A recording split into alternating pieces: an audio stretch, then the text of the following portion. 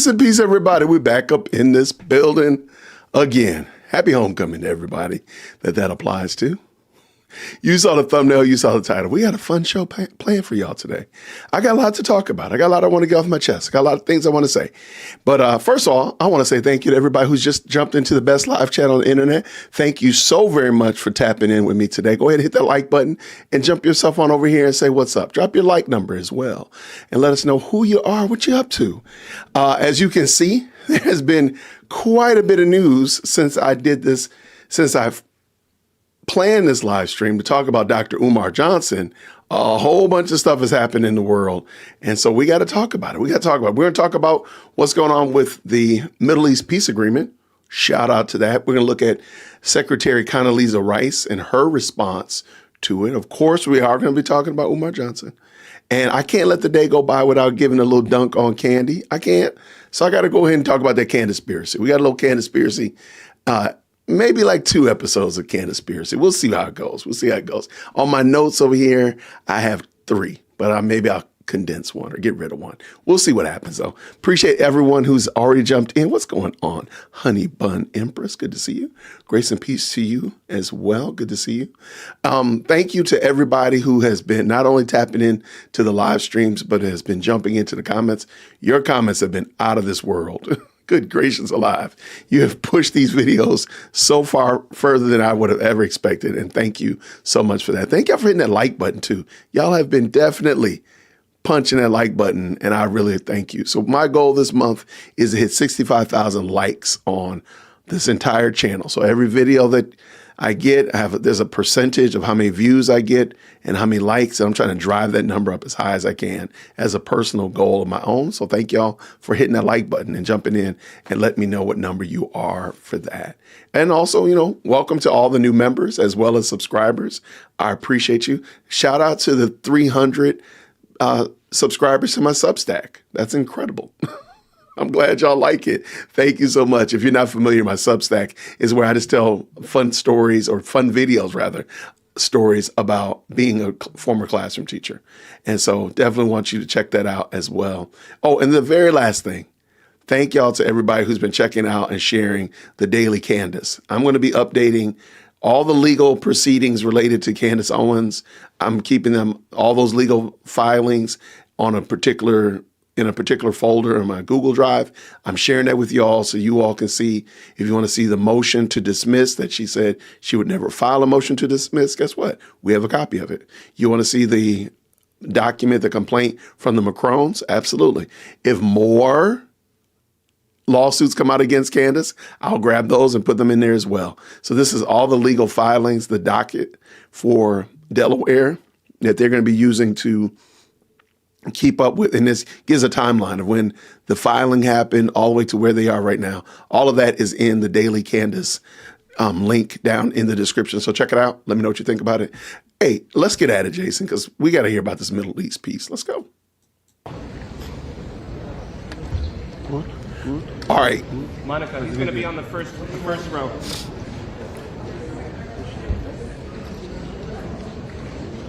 Like him or not, man, you got to give him credit for that.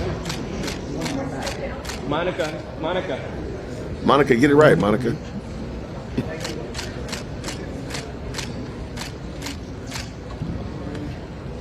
Where's all the...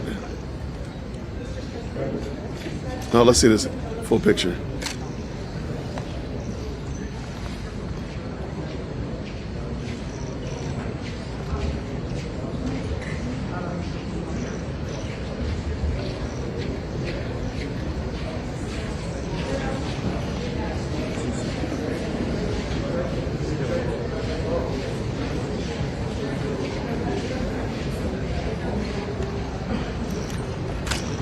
All right, so Trump participated in Middle East peace ceremony in Sharm el-Sheikh, Egypt.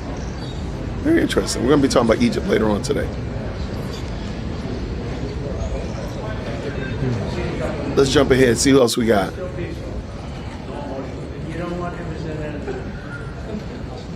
So you don't want him as an enemy. All right, shout out to Trump. I rarely see Trump with his jacket buttoned up. Not like I care, but it just seems interesting. All right, lots of glad handing going on.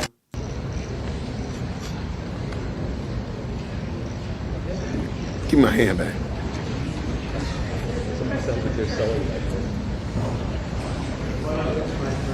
All right. All right, there's supposed to be a little presser about this here.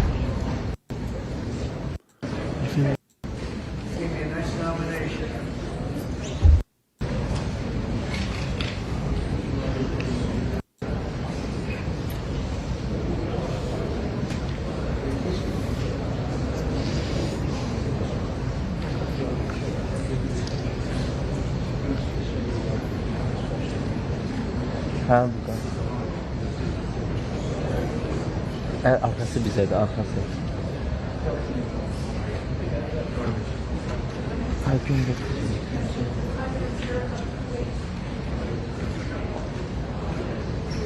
Azerbaycan mı? Yes. Baku? Yes.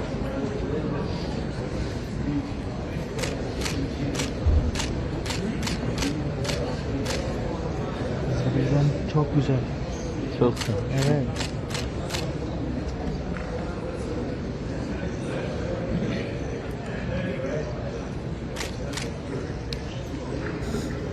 Hey man, lower them gas prices. Hey, you know we're about to drill in the United States, right?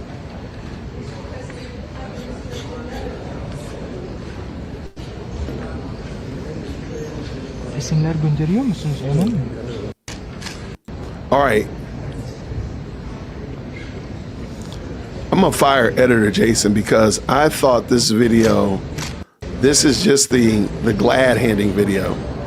The actual video of him signing the agreement is another one. So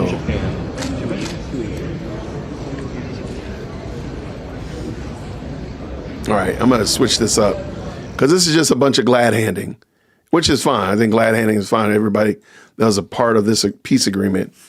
But this is what I was supposed to be showing y'all. Sorry. This took 3,000 years to get to this point. Can you believe it? And it's going to hold up, too. It's going to hold up. Let's get back to Caitlin. He was just wrapping up with some of the things we heard him say time and time again as he's had microphones throughout the day, Caitlin. But again, just the importance, I mentioned the imagery, and then, of course, the substance, which is, we believe, as you said, signing on to this 20-point deal, which even though we don't know what is going to really come next, what's going to take hold, just the idea of all of these people in one room in Sharm el-Sheikh signing on to any document is a very big deal. Yeah, and this is something that Steve Witkoff, one of the president's top aides, hammered out the details of what those 20 points were going to look like. I mean, we saw draft versions where small things were changed or some points were entirely crossed out as they were working on this. And the president joked before he left here in Israel that, you know, given how late he was, maybe these world leaders would leave and they wouldn't wait on him to sign these documents. He showed up more than 4 hours late, Dana, but obviously they are all still there, including the ones who helped broker the seal at the table, leaders from Qatar, from Egypt, from Turkey, sitting with the president, as they were the ones who helped really get this deal over the line last week when the president came out on Thursday and confirmed that the ceasefire had been agreed to, and obviously we saw it take place, and then leading to that culmination with the 20 hostages who are still alive being released from Hamas's captivity today for the first time in over 2 years. And while certainly there are many steps ahead with the rest of what this plan that the president has envisioned and that he has gotten these other world leaders to sign on to looks like, one thing that he was referencing there is that there's been moments before where someone was unhappy with an agreement or someone didn't like part of it. The president feels like he has accomplished in this where at least there are leaders from the Arab world in agreement with this and as they have been pushing for it. I still think there are questions, as we heard Prime Minister Netanyahu say earlier. He is committed to this peace, exactly what that's going to look like, because there are parts in this peace deal that Netanyahu doesn't agree with, including the formation eventually of a Palestinian state, something that he was just ruling out, Dana, a month ago when he was in New York. And so obviously a lot of things to watch closely here. But the president clearly emboldened by today and relishing in this moment of what was a huge foreign policy goal of his when he re-entered the Oval Office. Yeah, and has been a foreign policy goal for presidents for decades. Obviously, this time is very different because there was very much a hot war, and that has now, for the time being, and hopefully for a very long time, has come to an end. Caitlin, thank you so much for being here. Appreciate it. Now to my panel, Kim Dozier, I'm going to start with you because let's talk about how do you all start of those a peace world agreement leaders together at that summit. Signing on to this is so critical for what happens next.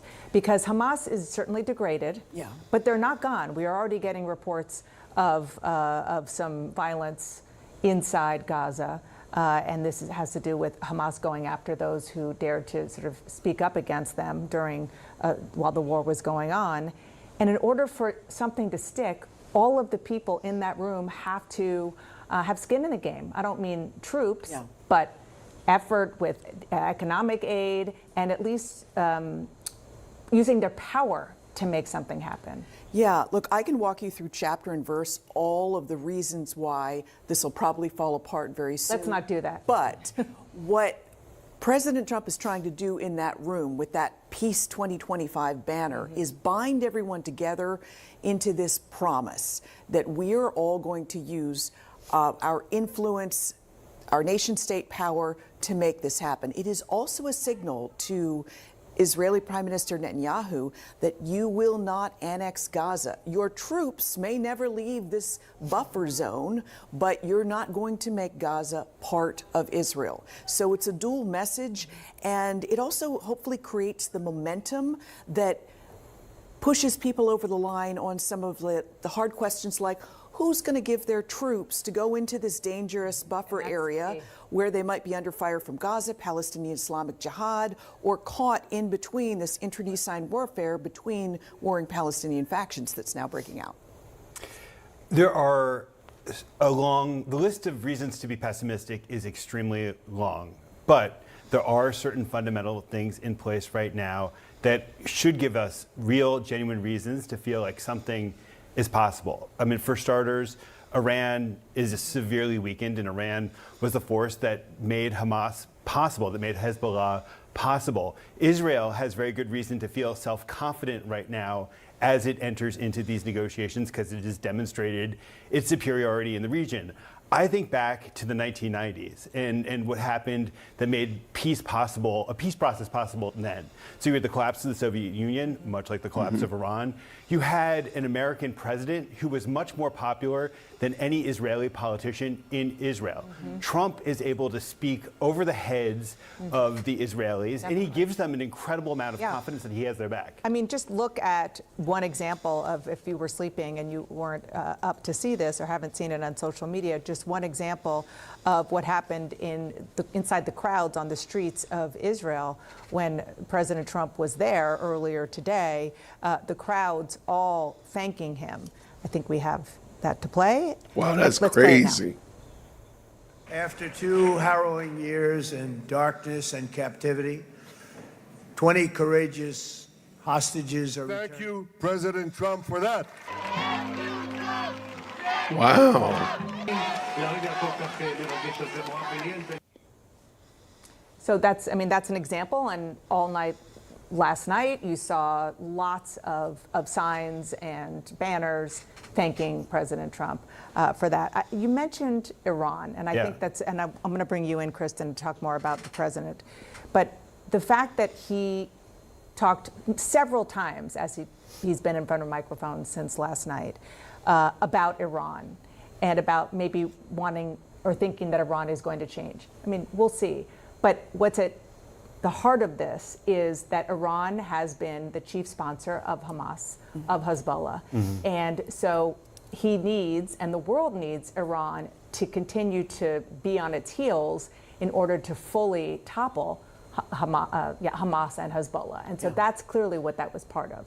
Well, and there is this coalition of Sunni states that was in the front row of that. And they were the ones who were able to ultimately really put the squeeze on Hamas, because Iran is out of the picture as far as Hamas is concerned, or it's been minimized. And you have Turkey and you have Qatar, and they reached this collective decision that they needed to squeeze Hamas and force Hamas into this deal. And they will continue to have that kind of leverage over Hamas. It's not perfect because they're not Hamas's masters, but Trump needs those strongmen. It was a strongman's performance to an audience of strongmen that we just witnessed in Sharm el-Sheikh, and I think that gives him the momentum. And President Trump is, to keep your analogy going, the chief strongman there in the middle with the big chair. Yeah, and I do think that one thing to note here, we're talking a lot about these different strongmen. We're talking a lot about the reason why we might be pessimistic versus optimistic.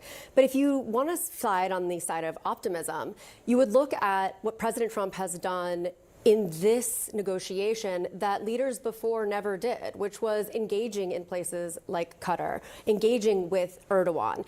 For various reasons, whether you think they should or shouldn't, there's been reluctance to engage with any of these parties. I mean, as we know, obviously Hamas was in Qatar as recently as the strike, so that was one of the reasons that leaders never wanted to engage. But the fact that he's willing to kind of put some of this aside to move forward in a different direction shows you that this is a different kind of negotiation space that we are entering. And again, whether you like it or not, at this point, as you're mentioning with Erdogan and with Qatar, I mean, it's helping with that process.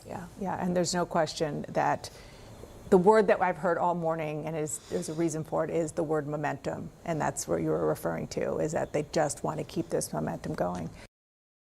And, I really like that the hosts are acknowledging it, but I don't know, man, like you can be optimistic and nobody would fault you and say, oh, you're being foolish by being optimistic. Like, be a little optimistic that this is a good thing, that this is good, by God's grace.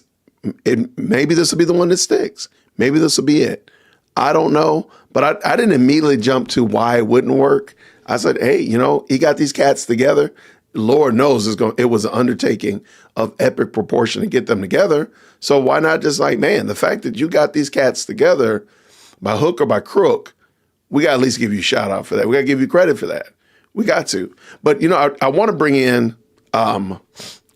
former Secretary of State Hillary Clinton and former Secretary of State Condoleezza Rice. I think they had a great perspective on this. And I don't know why. I love Condoleezza Rice. I just think she's so classy, man. Let's talk about the hostages. Hello, I'm Nora O'Donnell with a special CBS News live event for an important conversation around what could be a historic peace deal in the Middle East. Thousands of people are making the long walk home in Gaza with the ceasefire in effect, and the countdown clock is on for Hamas to return the hostages taken from Israel. All of this in an effort to end the 2-year war. Joining us now are two of America's most respected diplomats who have been working towards peace in the Middle East for decades. Hillary Clinton was Secretary of State in the Obama administration, and Condoleezza Rice was Secretary of State in the George W. Bush administration. Secretaries, it's wonderful to see you. Thank you for joining us. Thanks for having us. Thank you. Secretary Clinton, let me start with you. Does this diplomatic breakthrough make you hopeful about what's next? Nora, it does. It's a really significant first step, and I really commend President Trump and his administration, as well as Arab leaders in the region, for making the commitment to the 20-point plan and seeing a path forward for what's often called the day after. Most importantly, the conflict hopefully will end with the ceasefire. The hostages will be returned. And then the very hard work of rebuilding Gaza, of finding the kind of security that Israel and the Palestinians after Hamas deserve to have, moving forward with the other points in the plan to try to create an opportunity for Palestinians to have a better life and for Israel to have greater peace and security. I am very hopeful that we'll be able to see progress. Today's a good start, but we have to keep going from here. And Secretary Rice, on that note, this is a very fragile situation, not only for the next 72 hours, but beyond. Are you confident that this is the end of this war?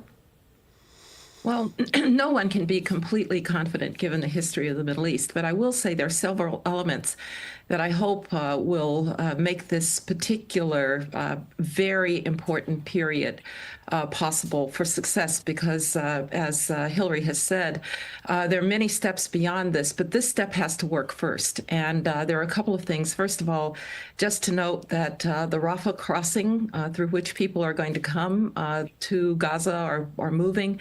Hopefully that can be one that is organized and where you don't get sort of mass people trying to move at once. It's a rather narrow crossing. I negotiated the movement and access agreement there in 2005.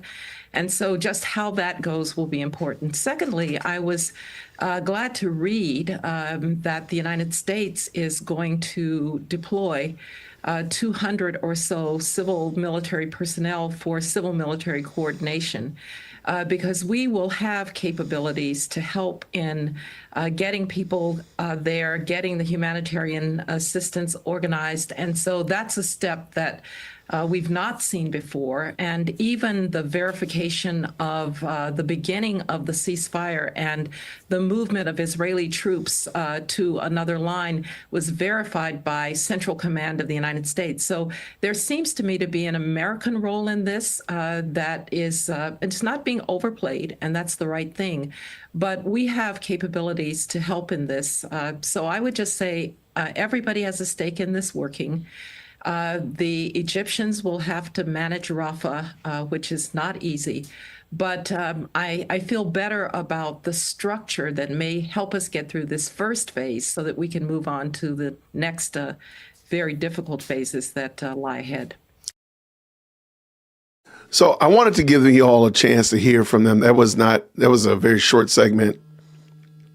And I just wanted y'all to hear a little bit from former Secretary Clinton and former Secretary Rice. And I just like Condoleezza Rice. I just think she's super classy. And I think she really presents herself in a way that I point to her, as well as my wife, to my daughters to look at, like, this is somebody that you should look at and emulate. This is it right here. There's tons of people that you might look at and say, man, that's a classy person, or that's a debonair fellow, whatever that nature. Condoleezza Rice is right up there in that list for me.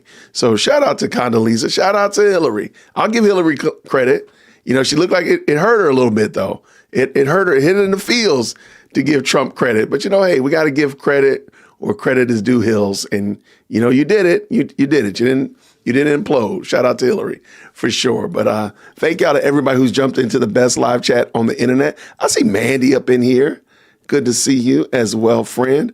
I see, of course, Tina and Susie Q up in here. Thank y'all both for hopping in. Amy said, no doubt, I'll acknowledge her acknowledgement. Yeah, like I'm gonna give Hills credit. I'm gonna give her credit today. Now, who knows what she said when that camera went off? Who knows what she said when the microphone went dead? But hey, we're going to give her credit. Yeah, definitely. You know, it's hard to give props to Trump and to say President Trump. That's another thing, too. He wasn't just a deal broker. He is the president. So that's something wild. That's why she looks so solemn. I believe so. I totally believe that. Hey, good to see you, friend. Thanks so much. All right, so let us keep this game a-rolling because I know you all wanted to hear about what's going on with Umar, what's happening with Umar. But before we jump on Umar's train, I found a great video of somebody else breaking down, a lawyer breaking down what is the problem with Condoleezza, please don't say that, Jason. What is the problem with Candaspiracy? What is going on with her? And I thought this was an excellent, excellent take on the shenanigans that we've kind of become comfortable with. I just found this lawyer. I don't know I don't follow him. I didn't follow him until today, rather. But I do want to bring him up because I thought he did an excellent job of breaking it down. So let's bring it in. I'm going to stop a few times, but not many. You must follow the law. The law says... Glorious. Is it a lawsuit? Probably. Why not? Well, hello, everybody, and welcome back to a special episode of Buckle Up, It's the Law with attorney Larry Foreman. Folks, this has been on my mind for quite some time, and I finally want to get it off my chest. There is this woman on the internet. Her name is Candace Owens. Now, I've been following her from the sidelines for quite some time, and actually, so has my fiance, Chandler. She has been, I don't want to say instrumental in Chandler's view of the world when she was back on Ben Shapiro's podcast.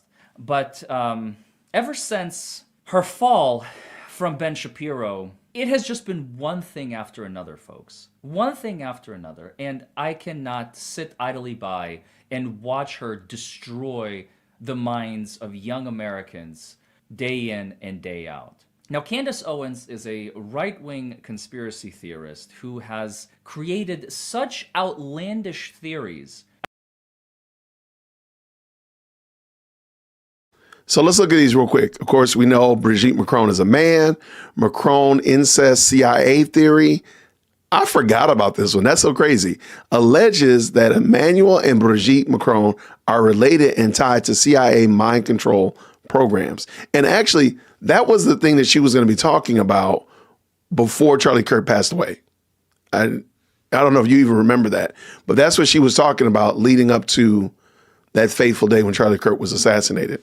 Of course, Charlie Kirk assassination suggests that Kirk was killed for political reasons, by powerful elites. Then we got the Israel Frankist cult, claimed Israel was founded by a PDF file Frankist group targeting Christians. Then there was the jab lies, spread misinformation, questioning vaccine safety and pandemic statistics. And then the transvestigation movement promoted belief that famous women secretly transitioned or are biological males. Wow. I didn't know she had all these theories out there, but let's keep it going. About various different things that we're going to talk about here today that will simply drive you insane. They have driven me up the wall, and they have driven me to the point where I wanted to make this video.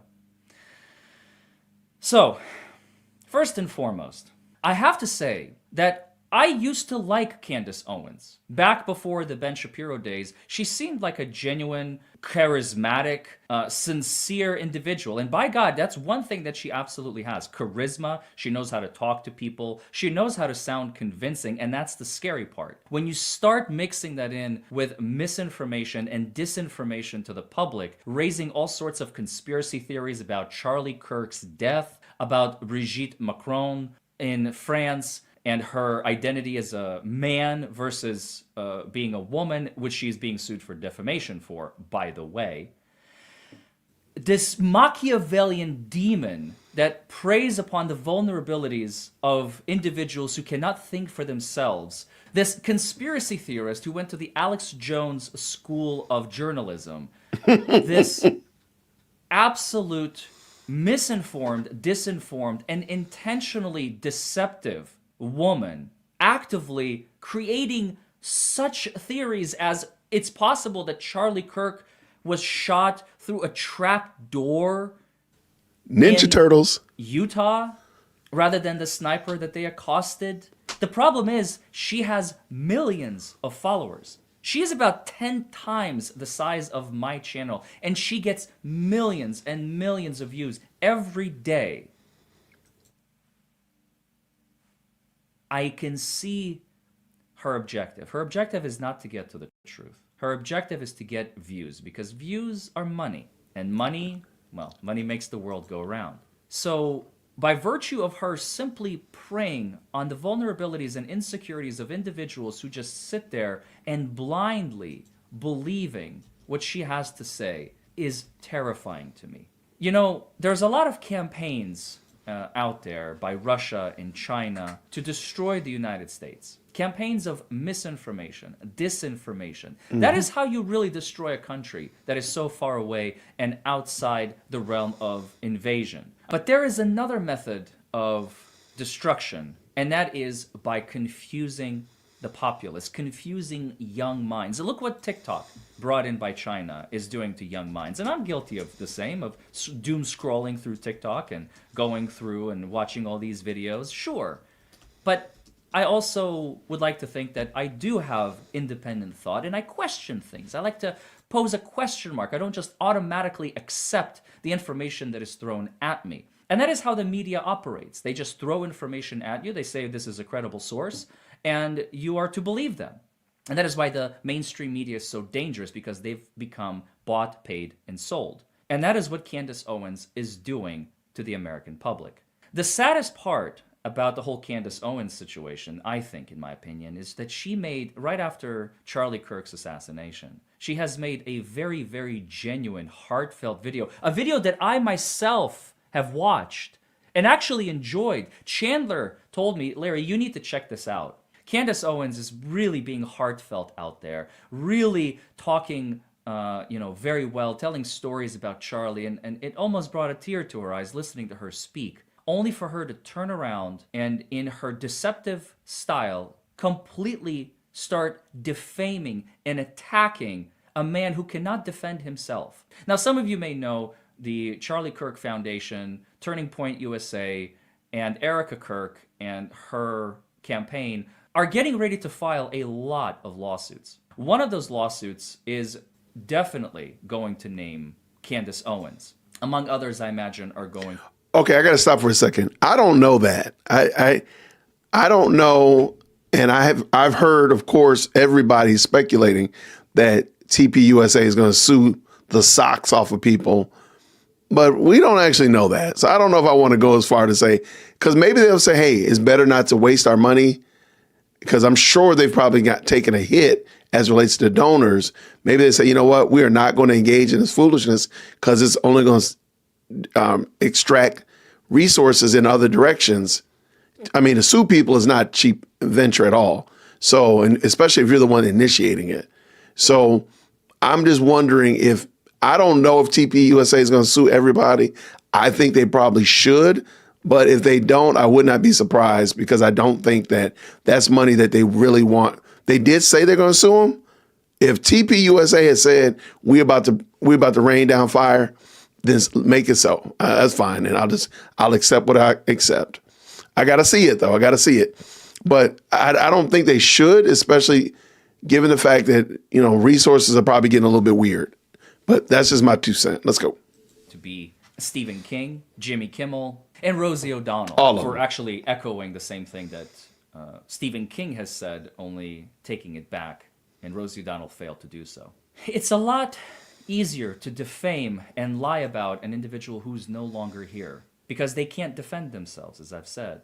And for Candace Owens to claim, to make these outlandish rumors, and to bring alleged receipts, which again, I don't think anyone has also been able to share from these alleged group chats between Candace Owens, Charlie, and others, that Charlie was taking a stance, turning back on his original words, that he's no longer going to defend Israel. Candace Owens' hatred for Israel is going to be her downfall. You cannot attack a country that is doing nothing but defending itself against forces that are only seeking to destroy and leave a stain where a country once stood. Candace Owens claims that Charlie Kirk was changing his mind towards the end of his life, right before he was killed, that he was taking a step back from Israel, was debunked by the letter that we saw that Charlie wrote to Prime Minister Netanyahu, the Prime Minister of Israel. And then she tried to bring these quote-unquote receipts. I personally don't buy them. Again, until there is an independent, verifiable source. If you've seen anything that Candace Owens makes, it's a quote by Candace Owens, quoting Candace Owens, by Candace Owens, source Candace Owens. I mean, does it get any more narcissistic than that? Come on, folks. We live in an age where drama, flamboyancy, dramatization, and flair for the dramatic is seen as something attractive. Why? Because it's new, it's different, it's exciting, it stands out from everything else, it stands out from everyone else. But what goals does it accomplish? What goals by deceiving the American public, by exaggerating claims, making up outlandish conspiracy theories? What does it achieve at the end of the day?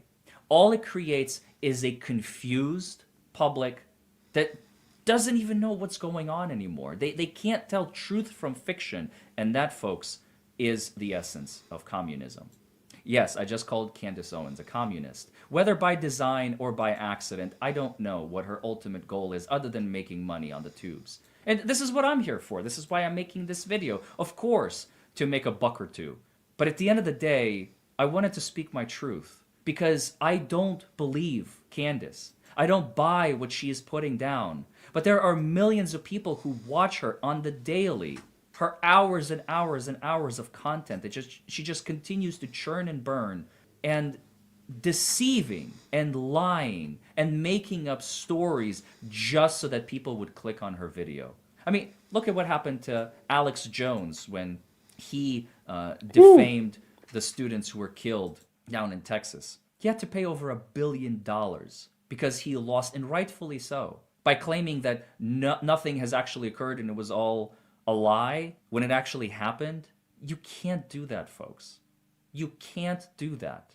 That is a very, not just deceptive practice. What you are creating as a content creator, we have a duty to speak the truth to our public. We as content creators have voices to speak honestly about what is happening. And there are multitude of ways of achieving that. And conspiracy theorists are not going to get away with it for very long. I think Candace Owens has gotten away with it for way too long. It's unacceptable to promulgate and propagate propaganda, conspiracy theories, and nothing but lies and deception to your audience without a shred of proof.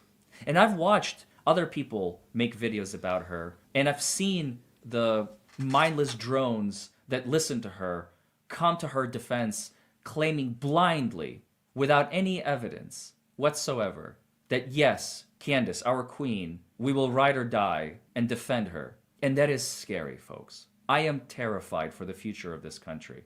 I am terrified for our younger minds and younger generation who consume her content, who consume the information that she puts down, who listen to her and without doing a shred of independent research themselves, believe every single word that she says. Now listen, I'm not saying that every single thing that she has ever said is a lie. That would be an exaggeration by me, which again, I don't want to do. I want to tell you my truth. And what I believe is that Candace Owens' anti-Jewish, anti-Israel, pro-Palestine propaganda has completely blindsided her. I think she has lost sight of the truth. She has lost sight of the main objective and just simply realized that I can create this anti-Semitic rhetoric. I can back it up with conspiracy theories that people just send her like, hey, I have this idea. And she goes, ooh, I'll turn this into a 3-hour video. And getting millions and millions of views, she is drowning in her own filth. And she thinks that she is completely unstoppable. Well, guess what? There will come a day, Candace, that you're going to have to pay the piper. There will come a day that you're going to have to own up to your sins. And that day is coming very soon, especially, like I said, I await the Turning Point Foundations and the Kirk family in their defamation lawsuits. I guarantee that Candace Owens is going to be in the top 3, if not guaranteed that #1 spot with all her antics that she has been saying about Charlie Kirk. #1 spot is is a man crazy. who is not here, who has been taken from us all too soon, who cannot defend himself, who is unable to speak up and tell the world, hey, guys, gals, Candace is a liar. Do not listen to what she has to say. What she is saying is not true, and here is the truth. He can't do that, and she knows that. And to abuse that position, to use that platform, her platform, as a conduit, it just boggles the mind. To start with such a candid, honest, what seemed to be an honest video about her relationship with Charlie, and then starting to turn into her conspiracy theories of these outlandish claims of how he may have been killed and that this is a psyop operation. I mean, I lost track of how many conspiracy theories that she has created over the last month since Charlie Kirk's assassination, since he was taken from us all too soon. I am appalled at her behavior. I know she is not going to correct it. Who am I? I'm just a lawyer from Kentucky. I'm just a YouTuber. I'm absolute nobody. I'm just a dude with a YouTube channel, a dude with an audience, a dude with a voice. I just want to do what is right. I want to call out a woman for her misdeeds. Because what she has done, I have no words, folks. The level of narcissism and Machiavellianism that this woman portrays on a daily basis is so dangerous, poisoning the minds of millions of Americans on the daily who consume her content, believe her lies, and just blindly follow Ms. Owens. So folks, I have lost complete respect for this woman. I've already lost it a long time ago, but now I don't think there's any coming back. When you sell your soul to the devil like she has, I'm sorry. It's just, it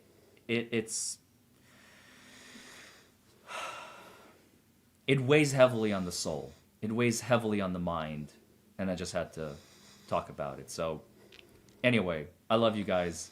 Thank you all for watching, and I'll see you all in the next video. Bye, everybody. Okay, so that's my first time seeing Larry. And it sounds like he seems pretty bothered by Candace's antics. He seems pretty bothered by it. And he also seems really sensitive to what Charlie was doing and the such of that nature. And being, yeah, that's kind of dope the way he approached it, man. So shout out to him as well. And, thank you. I think Tina said she was going to send it to me. So thank you for thinking about it, Tina. Thank you. I'm glad you were. I do have two comments here I want to talk about real quick. Candace says she would stop if requested by Erica. I think that's why she's been attacking Erica. Because imagine now, Jessica, imagine the optics now if Erica calls Candace, does a video to Candace, sends a letter asking her to stop. What's going to happen?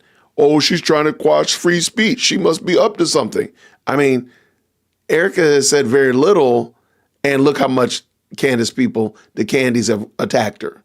So I personally think that was all a ploy between her husband and Erica telling her to stop. Her husband ain't going to tell her to stop. He probably is not even caring. He probably don't even care.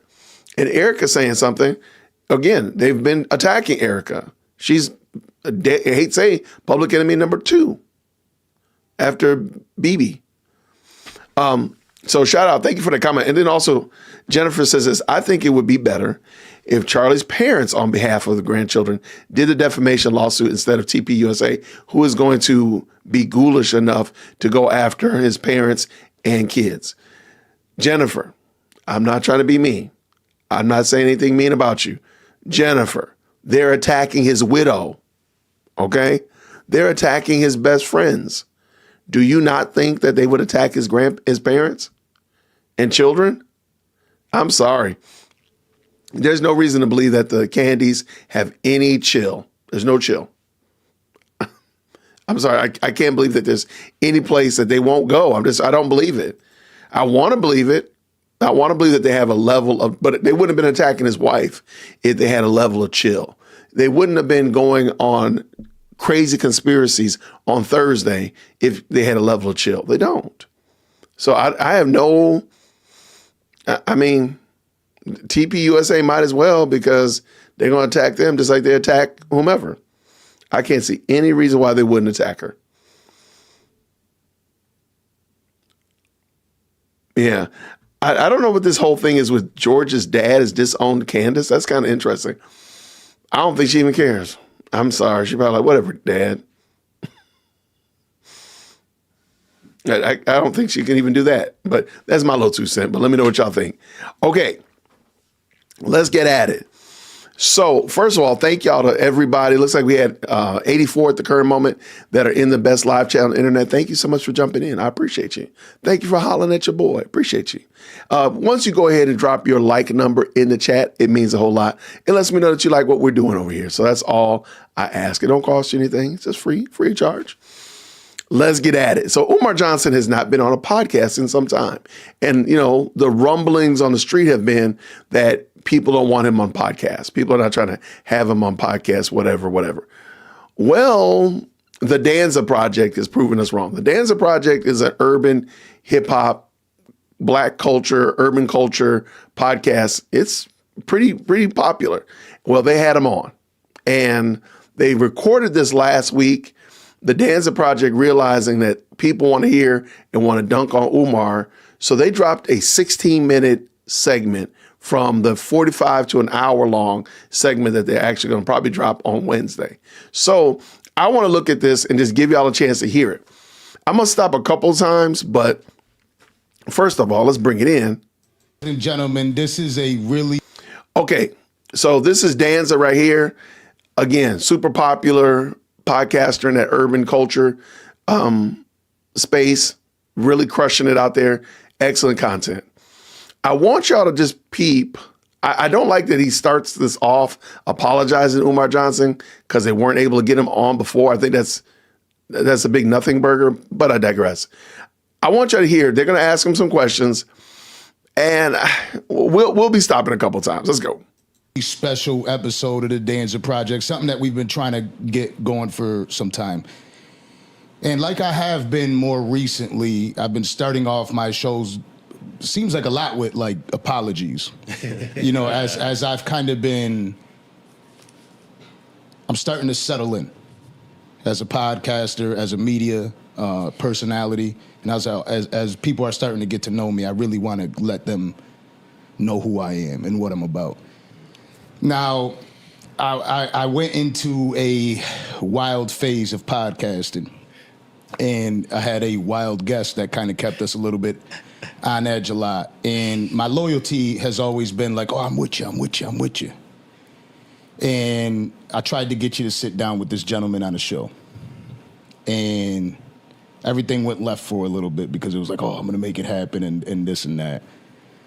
And I apologize for trying to force that issue and trying to make that happen because you clearly stated initially it's not something you were looking to do, and I shouldn't have been pushing it. And so for that, I would like to start this episode out with an apology. No problem, bro. Appreciate it. Wisdom, growth. And Dr. Umar is here, ladies and gentlemen. Yes. Now, what's going on, Kato? How you feeling, my brother? Man, I'm riding on a high, man. Yeah. We came back with a vengeance. The last few episodes have just been crazy. Absolutely. Topping it off with this and more to come. Yeah. We on a roll. And this is one of them that I kind of been hiding when I speak to people. I'm like, oh, man, I'm telling you, we got a great episode. This episode is going to be phenomenal. So, again, my name is Danza. Hey, yo, Kato. And this is the Danza Project, and we have Dr. Umar. Now, before we get into any type of conversation, I want to know where you're at because you're constantly working, and when I mean working, you're doing a lot more than most. Yes, sir. Right, like Yes, it's sir. not just the conversations that you're having on podcasts; it's the works that you're doing in the communities, Right. the conversations that you're having with the youth and with people in general. Where are you at mentally right now? How do you feel? Okay, so here it goes. Danza jumps right in on a topic that first of all, like, what is Umar doing? I would love for people to stop saying that you're doing something and actually show proof that he's doing it. Because all I see him doing is going to events speaking. I don't see him working with children. What children is he working with? What community is he working with? Like, come on, people. Stop this, Danza. This is not a good look. But notice the question that he asked. And this I thought was super interesting. Notice the question that Danza asked Umar. And I'm going to back up a little smidgen, give you a little running start. And when I mean working, you're doing a lot more than most. Yes, sir. Right, like Yes, it's sir. not just the conversations that you're having on podcasts. It's the works that you're doing in the communities. Right. The conversations that you're having with the youth and with people in general. Where are you at mentally right now? How do you feel? Where are you at mentally? How do you feel? That question should be like, hey, where am I at mentally? You know what? I'm strong. I pull away. I spend time with my family. We do family devotion, prayer. I go for a run. I go lift some weights. I've been taking up, underwater basket weaving as a activity. That should be something that he talks about his mental state. How is he keeping his mental state intact? How is he taking care of himself in the stressful place that he's in? Watch what he says. Watch what Umar says. I was like, Danza, shout out to the Danza Project, but man, this dude is playing in your face. Watch this. I guess for me,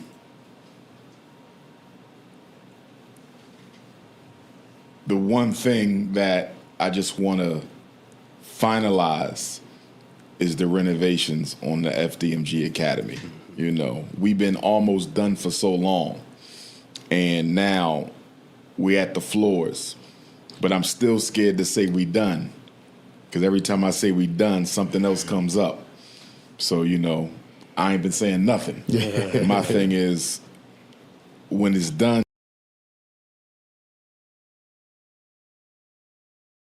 What's that got to do with your mental state, though? I understand that you are working, and we're going to use that word real loose because the word working clearly doesn't mean what you and I probably think it means.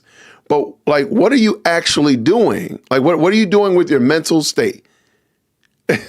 I can't wait to get this full interview. I cannot wait to get it because I think it's going to be wild. That's when I'll announce it. You know what I mean? I was supposed to go back to the Breakfast Club. And I text Charlamagne, I said, I'm not coming back up there one more time to tell people we almost done. You feel me? Yeah. When we done, I'll schedule with you. I'm not going up to Power 105 again until we done. I'm tired of saying it myself. Absolutely. But, sir, that's not the question he asked you. The question he asked you is, how do you feel? Where are you at mentally? That has nothing to do with the building. That has everything to do with you. And I noticed this about Umar. He's going to bring up that text message to Charlamagne and going up to Power 105 every time he gets a chance. Whenever he gets a chance, he's going to mention, like, I text Charlamagne, the phony and false god. I'm not going to go to Power 105. He mentions that all the time. I don't know if these are the only friends he's got or whatever, but let's let him keep teasing it out. What I mean, so when we done, that's when I'll do it, man. But we real close. When I fly back home tomorrow, I got to get to the school. They laying the floors now, and okay, this was last Thursday, Wednesday, Thursday. So that means the floor should have been done over the weekend. And so he should be doing a podcast, a live stream, talking about the floors. But if you also notice, when he did that video recently where he was in the building, he was talking about where he's going to make shirts that say where the school's at and all that kind of stuff. He was walking through the building. Notice he didn't show you the floors. I just thought that was interesting. He didn't show the floors that should be, quote unquote, be getting laid, right? Where, and of course, the obvious question would be, well, where's the money for the floors? Where did it come from? How did you get that money? Because nobody's ever followed back up. None of Umar Johnson's people have ever come back and said, when did your bank accounts get unfrozen, sir? Because you notice the bank accounts was frozen. He didn't have access to money. Then all of a sudden he has access to money. I just want to point that out. I'm just saying, he playing in y'all faces. Once that's done, we'd be applying for our certificate of occupancy. That's going to be interesting because the city has not been our friend. They tried to sell the school behind our back last month for some frivolous expenses that we should not have even owed. I'm cutting myself off, and I know some people might be upset about this. Umar Johnson likes to set up these phony barriers to success. So the only way that I can have teachers is that they all have to be a certain height.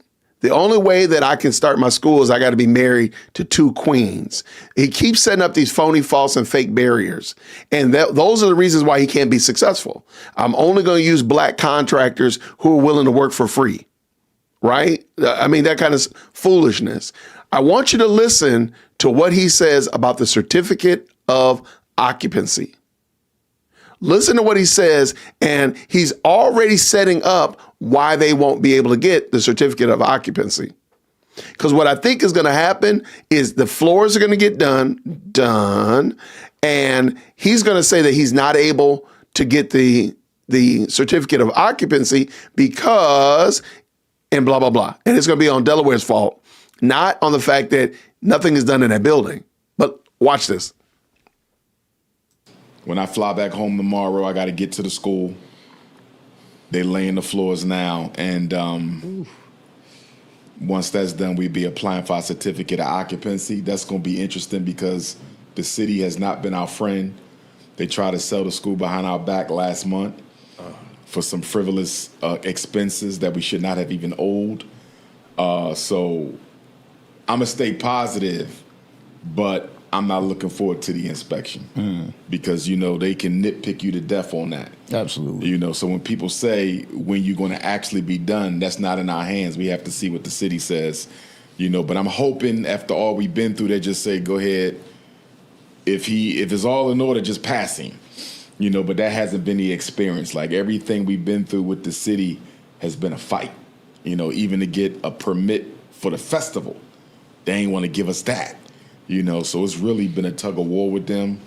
I'm just hoping that we don't have to have a protest. I'm hoping we don't have to take them to court for discrimination. The bureaucracy is mostly black. The mayor's white, but the bureaucracy is black. But discrimination is discrimination, even if you're the same color. So I'm just, I'm going to just put it in the Lord's hands and see. But we knock it on the finish line. So if all goes well, we should be able to apply for the inspection before the end of the year. And this. All right, so he's already setting y'all up that nothing's going to happen. He's already giving you the playbook. We apply for the certificate of occupancy, and they're going to nitpick us to pieces. That's it. So we already know the buildings are not inhabitable. We already know the buildings are in bad shape. We know that. So we know that this is not going to happen. So you go get the certificate, get the city to come and inspect. They're going to just find all the problems. They're going to see everything that's wrong that we already know is wrong. Umar really knows these things are not right. That's why his body posture is very different. If you look at it compared to, I'm trying to figure out why his posture is like this. Because I've seen him on other podcasts with females and his body language is different. When he's on a podcast, and this is just two guys, the Danza Project is just two guys, and I think the producer's a male. I'm sure there's probably women behind the camera, whatever. But I noticed that when he's with women, his body language is totally different than when he is with men. And this one looks really interesting. I don't know why. It just seems odd the way he's putting it off. But he's also already letting you know nothing's going to happen. I don't want to say we're finished because the city is not going to say we're finished. He's already told you. It's not going to happen. This is something that most people don't understand in general. Just starting a business is tough, right? And then when you're doing something in the community, it's going to be a lot tougher. When you're dealing with that much square footage, they could find something wrong anywhere. Oh, well, in this corner here. But a lot of people that have never started a business, have never gotten any type of education, what it's like. They have no idea. Never opened a school, never ran a school, but they're experts in our school. But sir, you haven't opened a school. You haven't ran a school. You're not an expert in anything, really, Umar, except talking. I think this is super interesting the way he goes about this because, sir, you're not an expert in any of those things. You're not even an expert in tutoring, my guy. You're not even an expert in Saturday school or summer enrichment because you could have been doing those things the whole time. Because also keep in mind, even if by some twist of fate that he's able to get the certificate of occupancy, where are you going to get students from? The school year is already underway. Is somebody going to really pull their child out of wherever they've been in school? Because he said they're going to apply for a certificate of occupancy at the end of the year. Let's just pretend that they're able to get the certificate of occupancy January 1. Who going to take their kid out of wherever they've been since August to put them in this ne'er-do-well school in January and then roll up and be done come April? You still got Easter. You still got spring break. So they ain't going to be in school that long, maybe another 10, 12 weeks. So you're going to pull them out of wherever they are and put them in this little phony, false, and fake school for 12 weeks? Okay. If that's what you want me to believe, if that's what you going to believe, because I don't believe it. Then he going to go to summer. Oh, by the way, he still got to get teachers. He still got to get curriculum. He still got to get lunch lady. I mean, come on. But this, can we stop? Can we just go ahead and just stop the cap and just say this is not going to happen? Quit. Just stop. You know, and I don't get into it, but I hear a lot of it because my supporters send me the clips, and I've heard ridiculous things. I heard people say you can get an HVAC for $5,000. That's a $50,000 unit up there, and that was the cheap one. You feel me? Yeah. This is not a house. This is a school. You're not getting no HVAC for no. Dude, you was talking about an HVAC literally 6 years ago. You was talking about an HVAC so many years ago. It's funny that he has lost the plot of his story. Now look, a $5,000 HVAC, that's serious. But I mean, for real, that was 3, 4, 10 years ago, my guy. Stop it.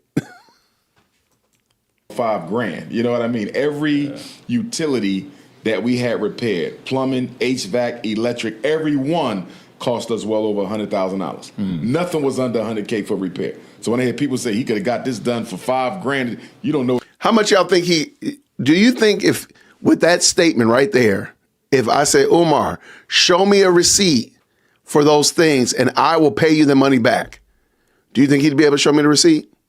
If you say the electrical costs $100,000 plus, Umar, show me the receipt that you paid somebody, a contractor, a licensed contractor, to take care of this issue, whatever it was. Because, by the way, when he was on the Breakfast Club, he said the school was renovated and it was a $13 million renovation. So, Umar, show me what you got done and I will pay you back that $100,000. You think he'd be able to give me that receipt? What you talking about? Yeah. You know what I mean? It's a whole nother level. But my thing is, if you never did it, why are you speaking on it? And if you're not doing anything, you ain't did it. Brother, you ain't did it. You have not done it. I love this, man. And this is where I feel bad for the Danza Project, because they really wanted to, they're on an upswing. They want to have, good guests. They're going to bring a lot of eyes to their platform. No harm, no foul. Shout out to the Danza Project. But Danza Project, this dude is lying in your face. Ask the question, sir, you haven't done it. What is the evidence that you can do this? What is it? Besides you talking loud and saying nothing, what is the actual evidence? I'll wait. For the people, why you speaking on it? See, that's my thing. I don't think people who don't do work could criticize people who do work. Now, if you doing the work, you say, look, I built me a relevant institution. You can speak to it because you did it.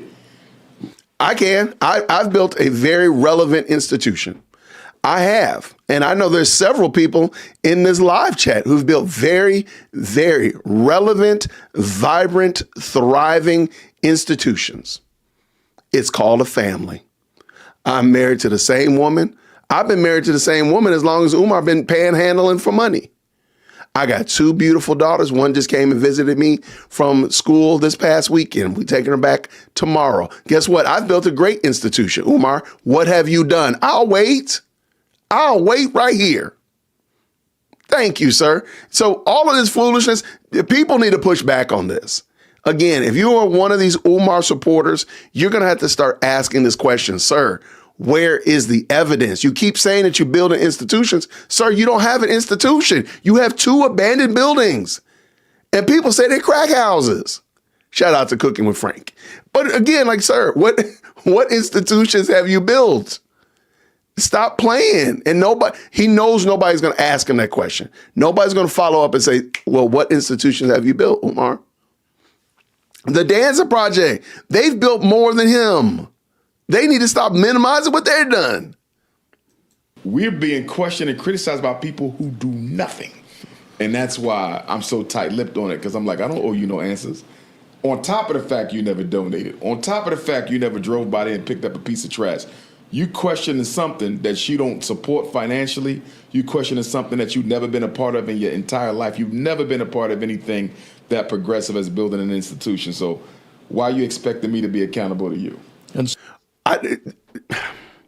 Why are you not accountable to your donors? I think a better question is why are your donors not asking this questions? That's fine. You're not accountable to me. That's perfectly fine.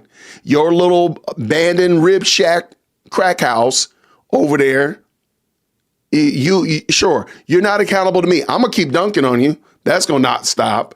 But why are you not accountable to your donors? Why don't you feel compelled to tell your donors what you're doing? Why are you not compelled to work with your donors and make sure they know what's going on? They're going to be the ones that go out and evangelize and get more donors. They're going to go out and replicate and mushroom this idea out there in the space. But sir, you're not even doing that. I'll wait because my institution is thriving. My institution is doing great.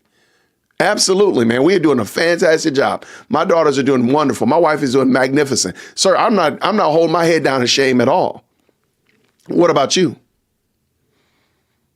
So how do you keep it together? Back to that mental health thing. Like, how do you feel? I'm going to be honest with you. The haters, the struggle streamers.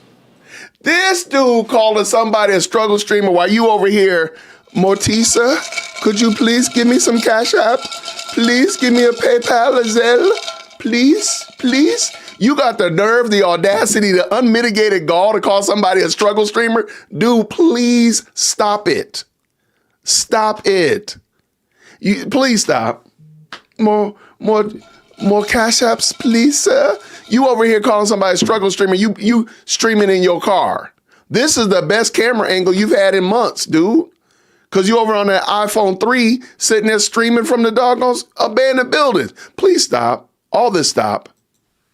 They really helped toughen me up to the criticism because we've been dealing with it from the first day we took a donation in St. Louis, Missouri, April of 2014. So just stop and think what you just said. You've been collecting money, and I'm going to pretend like that number's true. I know there's some cats in this live chat right now who are going to say that number was probably 2009, 2008. I've heard lots of numbers sooner than that. But even if, let's just say it was 2014. Sir, that means you've been collecting money for 11 years, and you still ain't got the thing open. You still don't have the thing open. You don't even have a preschool, my guy. You don't even have an after-school program. Summer camp, what is that? Saturday tutorial, what you talking about, Willis? Nothing. Sir, your people, man. Umar supporters, come up here to the front of the church. Y'all need to get up here real close. Y'all need to get real close up here, Umar supporters. Why is it that y'all let that man play in your face like that? Do you like that kind of stuff? Are you a glutton for abuse? Do you just want to believe something so bad that you just accept anything, any kind of slop? I can't wait for this full interview to come out. I cannot wait. We're going to go through the whole thing bar upon bar. So he's saying that the haters are toughening them up. How about getting work done should toughen you up? You would have fewer haters if you actually did work. If you actually had a Saturday program, a summer tutorial program, a book club for crying out loud. My dude, just open a book club. Just say, look, we got the Umar Johnson abandoned building, used tire, rib shack, tax preparation, flower shop, book club. Something, dude. What's wrong with you? Finish this, Jason. Let's go. St. Paul's College in Virginia went up for sale because that's what we wanted. We wanted that HBCU. But they wanted $2 million and we couldn't raise it in time, so they sold it to the Asians who currently have it now. So then that's when we said, well, we just gonna find us a regular school. So from 2014 till 2019, we school hunted. We found FDMG in 2017, but we couldn't afford it at the time. Who is we? Is it the people in his mind? Hey, let me tell y'all a story real quick. I'll tell you a story. Y'all say that y'all like when I tell stories, so I'm gonna tell you a story. When I was a school teacher, I'm gonna tell you this because I gotta take Umar in doses. So everybody knows I was a first and second grade teacher, right?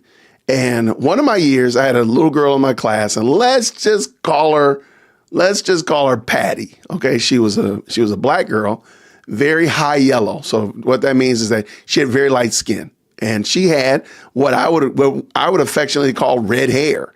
I mean, she had kinky reddish hair, cute little girl. She was just a great little kid, but she had a lot of behavioral problems. She just had like her emotional standards were just all over the place. She just could not get it together. Okay.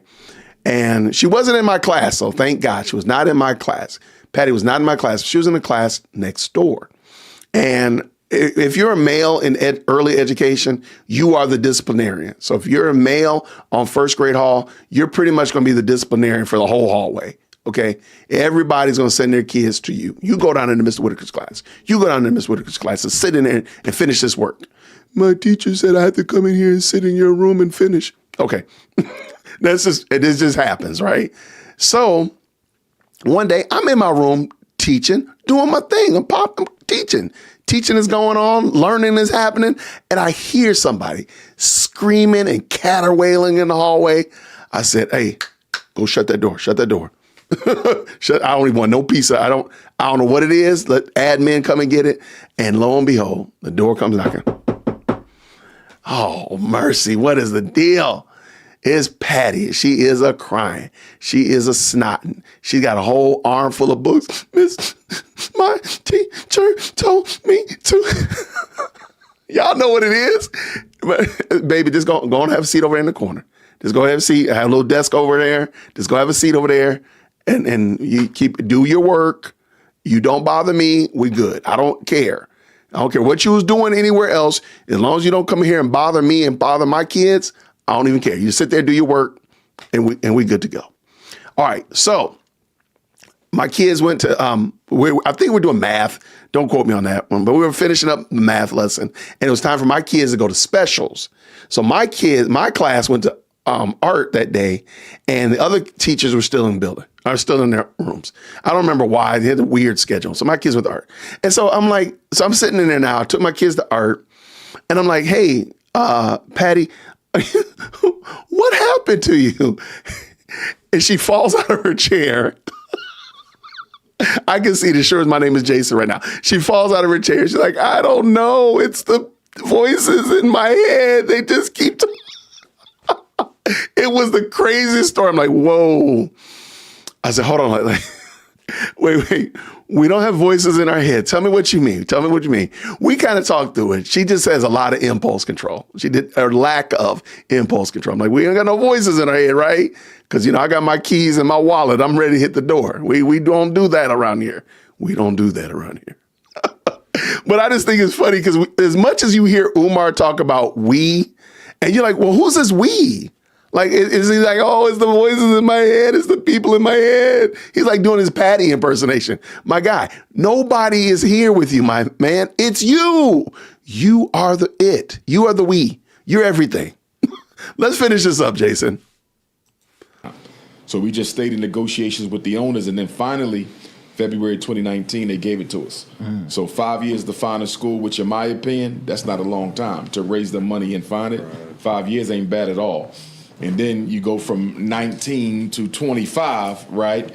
So you're looking at 6 years of us renovating. It should have only taken us 2 or 3, but there was a lot of scamming going on with the contractors we were using. We really got done dirty by them. You know what I mean? And I didn't want to use Caucasian work.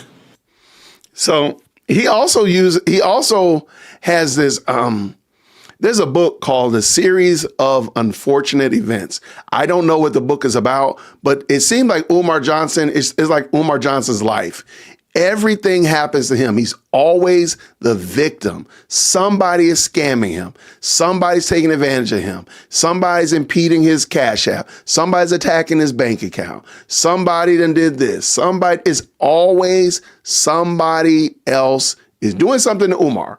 It's never Umar like, hey, yo, I didn't do a good job. I didn't do a good job of managing my resources. I didn't do a good job of picking the right contractors. Nope, it's always black folk is scamming them. Black contractors are scam. So in Delaware, mind you, every black contractor is a scam artist. That's basically what he's told us. So every electrician, painter, carpenter, HVAC person, whatever, lawn care, all of them are scammers because Umar can't seem to find one to take care of this. Man, boy, if you don't stop with this dumb stuff. But It's always somebody else's fault. It's always somebody else's fault. And in a minute, it's going to be the city of Delaware's fault. That's why he can't get his certificate of occupancy, because the city of Delaware is being mean. They're being big meanie heads because they will not give me this. They won't give me this certificate of occupancy because they just hate me, and we're going to protest. We're going to go out there and boycott. And rah, rah, rah. My guy, how about the fact that that building is dilapidated? That you never were going to get a certificate of occupancy. We know this. You know this. Everybody knows this. Stop playing. The reason you even called the county down there was so you could pick on them to be the bad guys.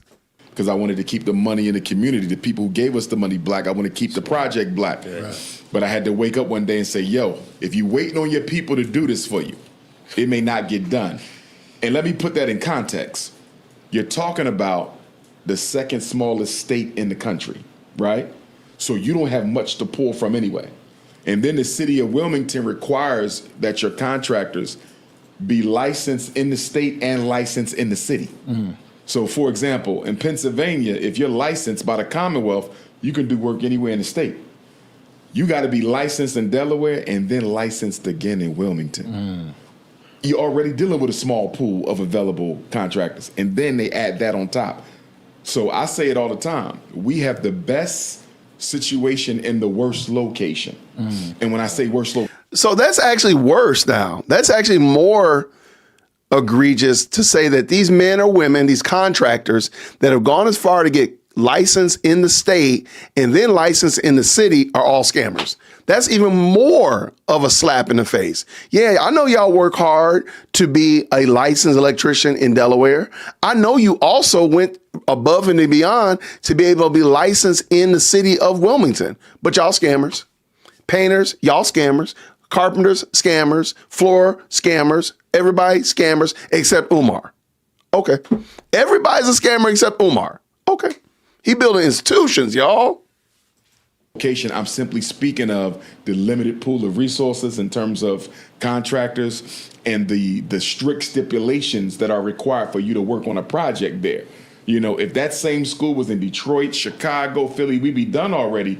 Only because you got so many plumbers, you got so many HVAC. Right. But you said the building was already renovated. You said it was ready to go when you was on the Breakfast Club with Charlamagne the Phony False and Fake God.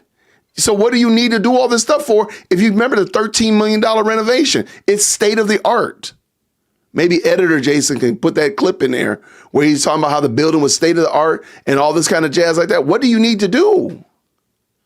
So either A, you lied to Charlamagne, or B, you're lying to Danza Project, or C, you just steady lying to everybody. Everybody getting a lie. You got so many elections. You could go through 30 of them until you hit the right one.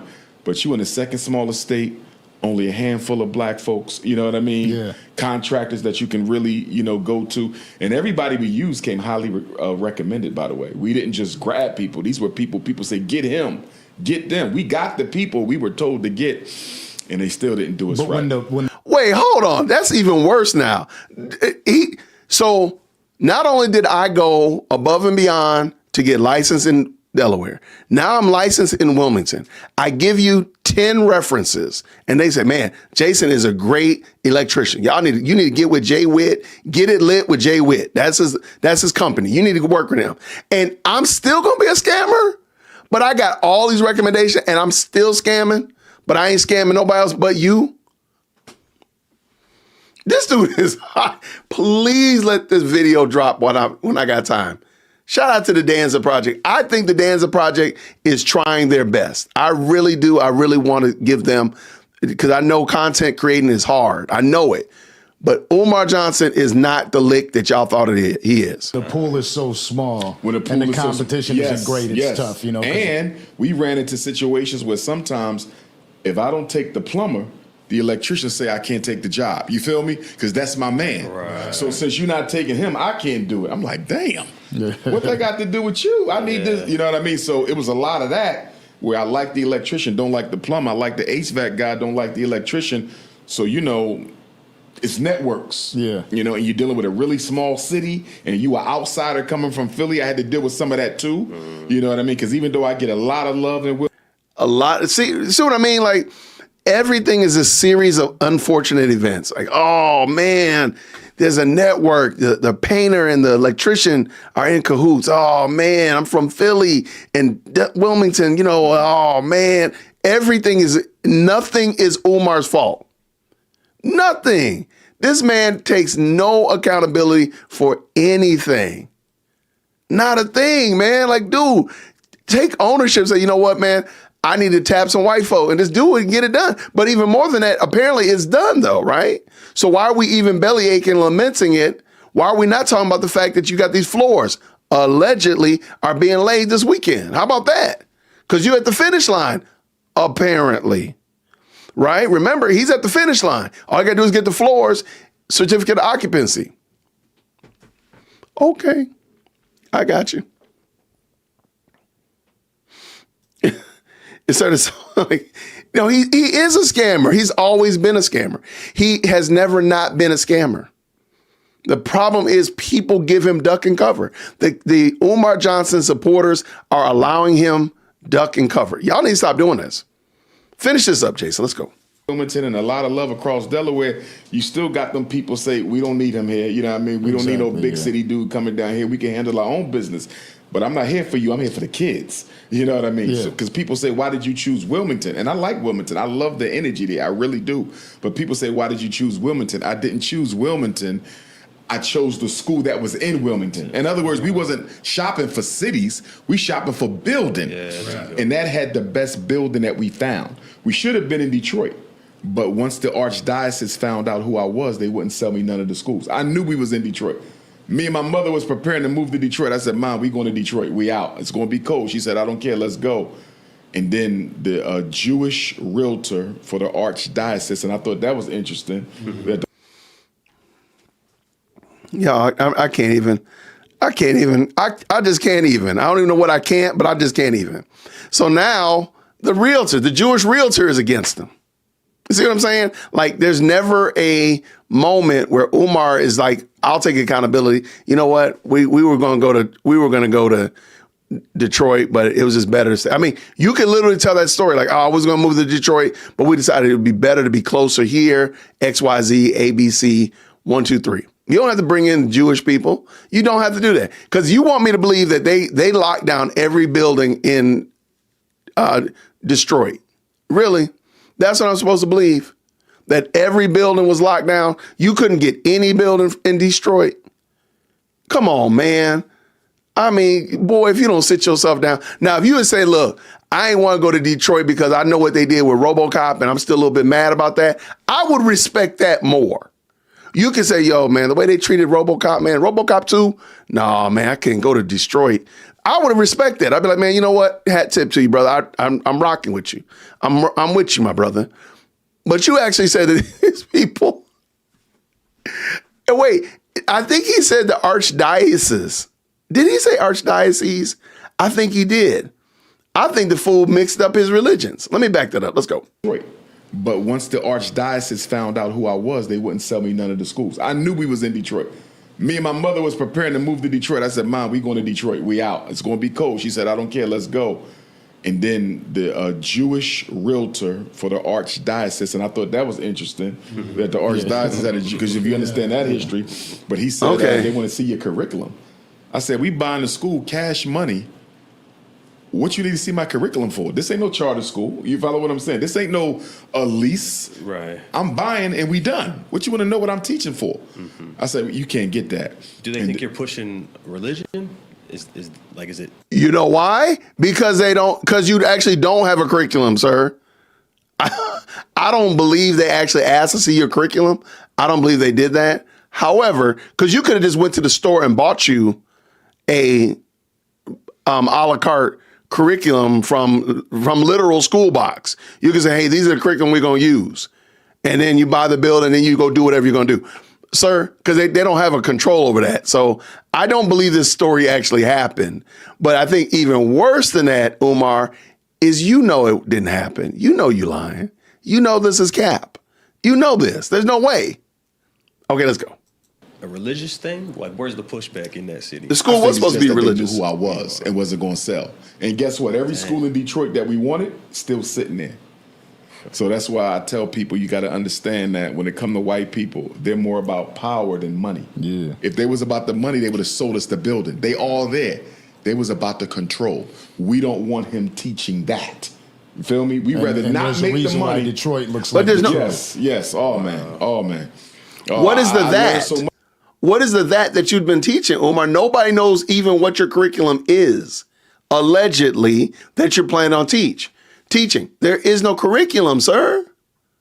So I don't even think that it's a matter of what you're going to teach. I don't believe you're going to teach anything. It's a money grab. The reason you didn't go to Detroit is because you know that that's too far away for you to be doing your hustle. That's all it is. That's all it is, man. Just stop the cap, man. I hate that Danza Project is sitting there co-signing this and head nodding when he's just lying to y'all.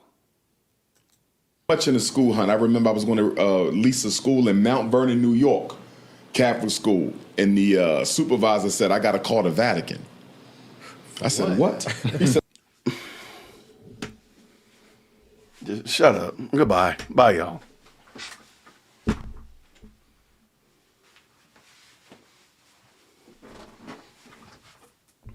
Did this greasy pork chop eating rascal just say that he had to call the Vatican? Oh boy, if you don't stop playing. Hold on, man. I gotta get some. Boy, ain't no way, boy. Boy, ain't no way, boy. Keep telling yourself that, dog. Oh, scary. Oh, shiver my timbers. Shut up, man. Good great boy, if you don't stop lying. They had to call the Vatican because you was gonna lease a building in New York. They had to call the Vatican. Boy, if you don't stop.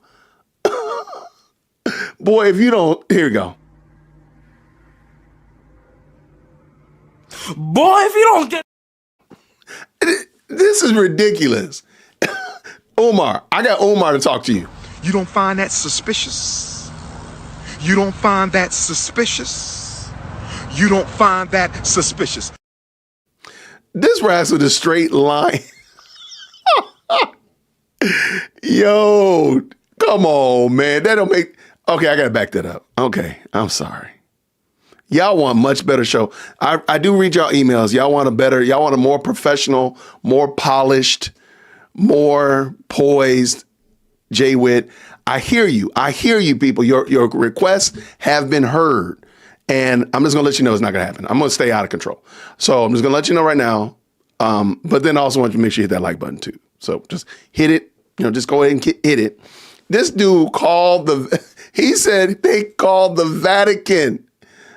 Black Anonymous, they called the Vatican on him. The Vatican. They ain't got nothing else to do. Now, I understand the Vatican, they got a lot of stuff going on.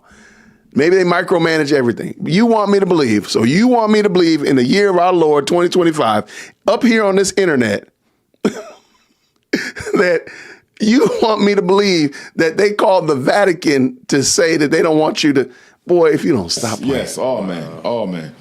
Oh, I learned so much in the school hunt. I remember I was going to lease a school in Mount Vernon, New York, Catholic school, and the supervisor said, "I got to call the Vatican." I said, "What?" He said, I said, "You got to call Rome." He said, "I got to call Rome." I said, "Why you got to call Rome?" He said, "What did he say?" He said about half the Catholic schools in America are still managed directly from the Vatican. He had to call the Vatican and ask if he could lease the school to Dr. Umar, and of course they said hell no. Yeah, so. And he also told me that the Vatican is the second largest property owner either in the United States or in the world. I didn't know that. White boy was dropping all these jewels on me. He said we own much property. I didn't know that either. So that's crazy. So when you hear about that, United States, London, Rome Connect, that's real. Them 3 city-states that don't answer to nobody, that's very real. That's very real. It's very...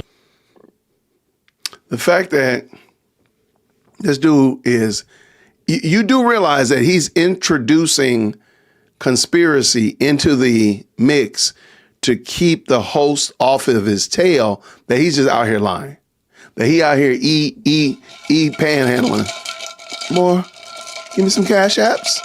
some Venmos. Like, that's all he's doing. So now everybody's like, oh man, like Rome is running everything. So now their minds are going in a different direction than being on his bumper about the fact that, sir, what about the school? Like, let's keep this 100. And he's introducing confusion, right? He's introducing confusion, and you can't prove anything that he just said. You can't prove nothing. So now it's like, okay, I trust him or we don't. What are we doing? We already paid him probably $3,000, maybe $5,000 to come on, so we might as well just go and take it. This is sad.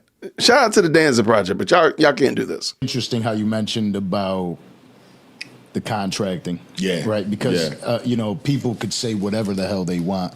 When you go into that, it's tough. I got a lot of friends that are into real estate, and I'm from a city, Buffalo, New York. It's another small city similar to the way Detroit operates. Yes, sir. And, they'll get contractors, they'll get it all set up, and the job is done terribly. Yep. And it's just war. Yep. It's just like, okay, well, what do I do about this? Now we gotta rip it out. Yep. It's just a thing that most people don't have a clue about. They have no clue about it. And then, so, I'm sorry. You do realize now, Umar has fed a story to Danza, and maybe Danza's really had a bad experience with contractors. Maybe so. Maybe not. Maybe he's heard it from somebody else. Maybe he's personally had a bad experience, or he's heard it from somewhere else. But now Umar is going to build off of that story that he already put out there about the contractors being shady and whatever. And now Danza, building upon that. Now Umar is about to build a mega mansion in a moment off of this. So the Danza Project is giving Umar duck and cover. When somebody don't finish their work, so let's say the electricians don't finish their work, you got to get another electrician to come behind. No contractor, what I saw, they never want to say the previous contractor did a good job. You know what I mean? Yeah. It was like, we got to do it over. You know what I mean? I'm like, y'all can't build from where they slept. Nah, they didn't do that. Nobody was able to say we could pick up where they started. You know what I mean? The plumbers, nah, they didn't do this right. And I know they did it right, but you just want to get paid the full thing. Yeah. Project. So we had to deal with that, But the white folks, they did it. They charged us up. They overcharged us, but at least they finished the job. You know what I mean? So that's where we at. And then you have people say, well, if he's on his Pan-Africanism and his Garveyism platform, why would he let white people do the work? You have to distinguish and differentiate between charity and business. We don't accept donations from non-Africans, right? But if I have to pay a non-African to do a job, that's business. That's not a handout. They're not volunteering. They're not giving us nothing. We're paying them to do a job. You see, it's like if I have a store and a white person comes in and buys from my store, that's no contradiction. That's business. But if I got white folks coming in there financing me, that's a contradiction. You see? So people say, well, that's a contradiction. You got white folks doing the work. That's called business, bro. That's just business. Then just do the business from the beginning then. Again, like he's just basically said all black contractors in Wilmington, Delaware are scammers, or they won't do the job well. Like that's some nasty work, man. That's nasty work, man, to say that about people. And again, there's no, where's Brother Jose? Like, yo, man, that is out of pocket, man. That's out of pocket. And whether or not they do right or wrong, I'm sorry. I just don't believe that he's ever done this. I believe a lot of this is cap. I want to see receipts. If you show me a receipt that you've gotten, again, he said every contractor was more than $100,000. So that means you had a $100,000 painting. I need to see that receipt. Show us the receipt for the $100,000, whatever, plumbing, electrical. What else did you get done? Show us those receipts. I want to see those receipts. That's what we need to see before, and because otherwise I don't believe that you did this. I think you're just capping. In 4K, mind you, you're just capping. Business, fee for service. It's not a handout. Fair exchange. Now, if they was financing us, that would be a contradiction because you give up your sovereignty with them. And so how do you keep it together? Because that sounds extremely stressful. I think this is interesting. You know, I do want to give shout out to Danza. He's still on this whole mental game. This is the third time he's asked the question, how do you keep your mental health in check? Shout out to them.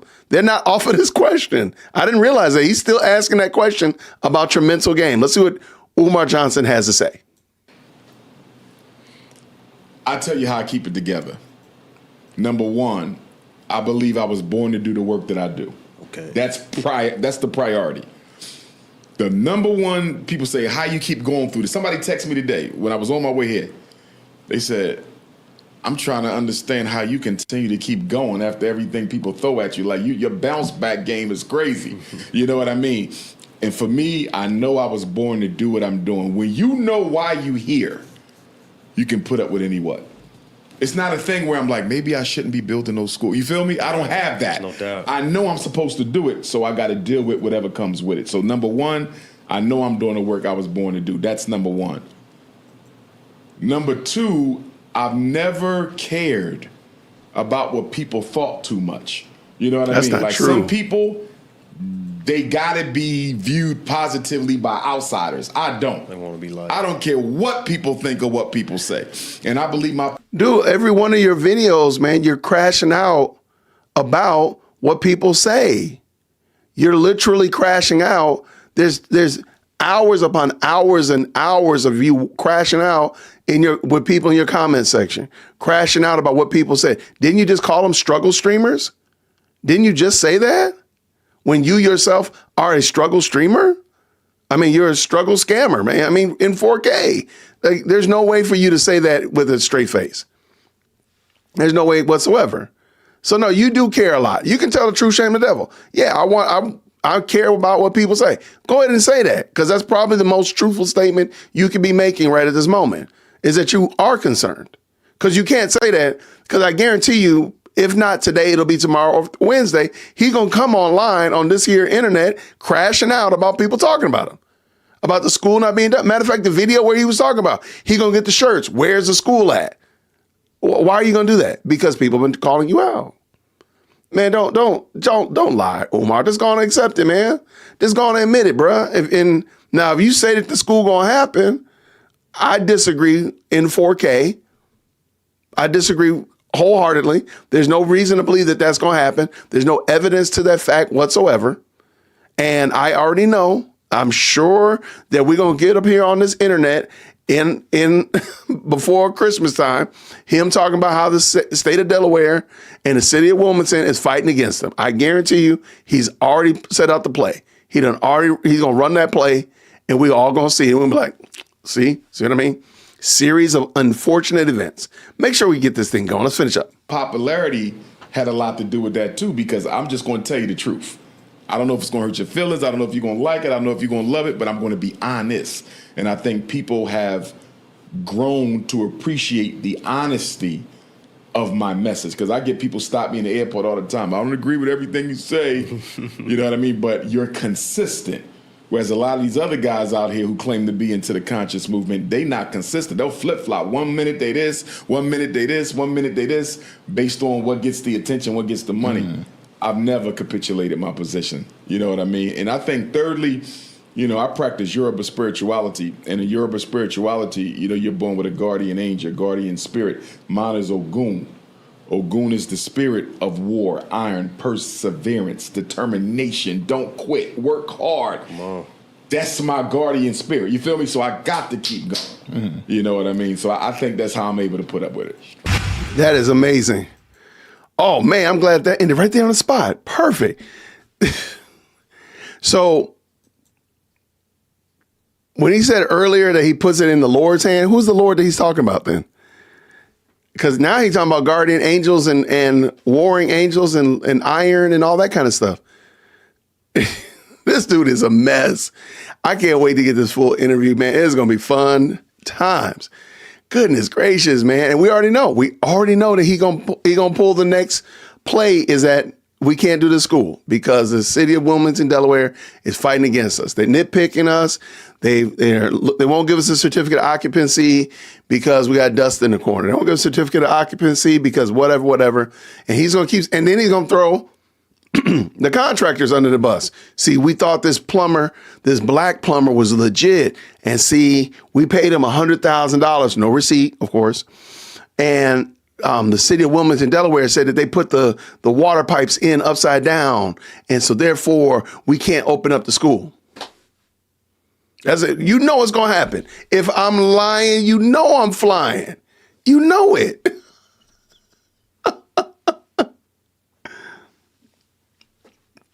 This is a mess. This is going to be so interesting. So this video was just a 16-minute clip from the Danza Project. Shout out to them. And I'm hoping that they will drop this. I'm thinking they're going to probably drop it on Wednesday.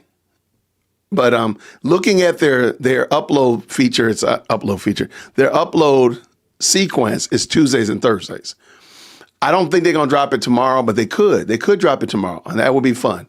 And we'll just talk about it tomorrow. But I think it's going to probably be Thursday. But anyway, I'll be ready for it, though, and I hope y'all will, too. Will be as well, because that was interesting. Real quick, MT, real quick, thank you for this very kind super. What does it say this? Did you see Candy doesn't understand time zones? Man, you are in my notes, man. I'm literally going to pull that video up. I'm looking at that video. Her making a mistake again, putting people on loud. It's supposed to be on vacation or whatever she's alleging that she's doing. Supposed to be on vacation, but she out here still making mistakes, saying reckless stuff, man. It's crazy work. Real quick, let's bring that in. Shout out to everybody. Thank you for the most electrifying live chat on the planet. We got 125 people tapped in. Thank you so much for hanging out with us. Petty Umar would have released the contractor name and destroyed their business over 100. Right. I'm telling you, over 100, imagine 100K. Right. He would definitely not have done this if he had got cheated and had to pay $100,000 when he should only pay $60,000 because somebody did a shoddy job. That person would be on loud. That person would be on loud as sure as today is Monday. Thank you so much for dropping their link in the chat. So y'all might not have seen this. So the latest Candaspiracy.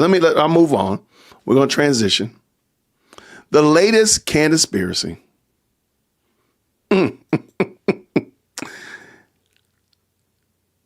Egypt has now entered the chat. So y'all real quick, go and put a pyramid or some palm trees, a camel, something. Put something in the chat to signify Egypt. So somehow or another, Egypt is now on Candace's radar. Egypt, yeah, Egypt. The city, the sand, the city, the country, yes. Let me find something. I need to get a camel. That's what I need to get, a camel emoji. That's what I need.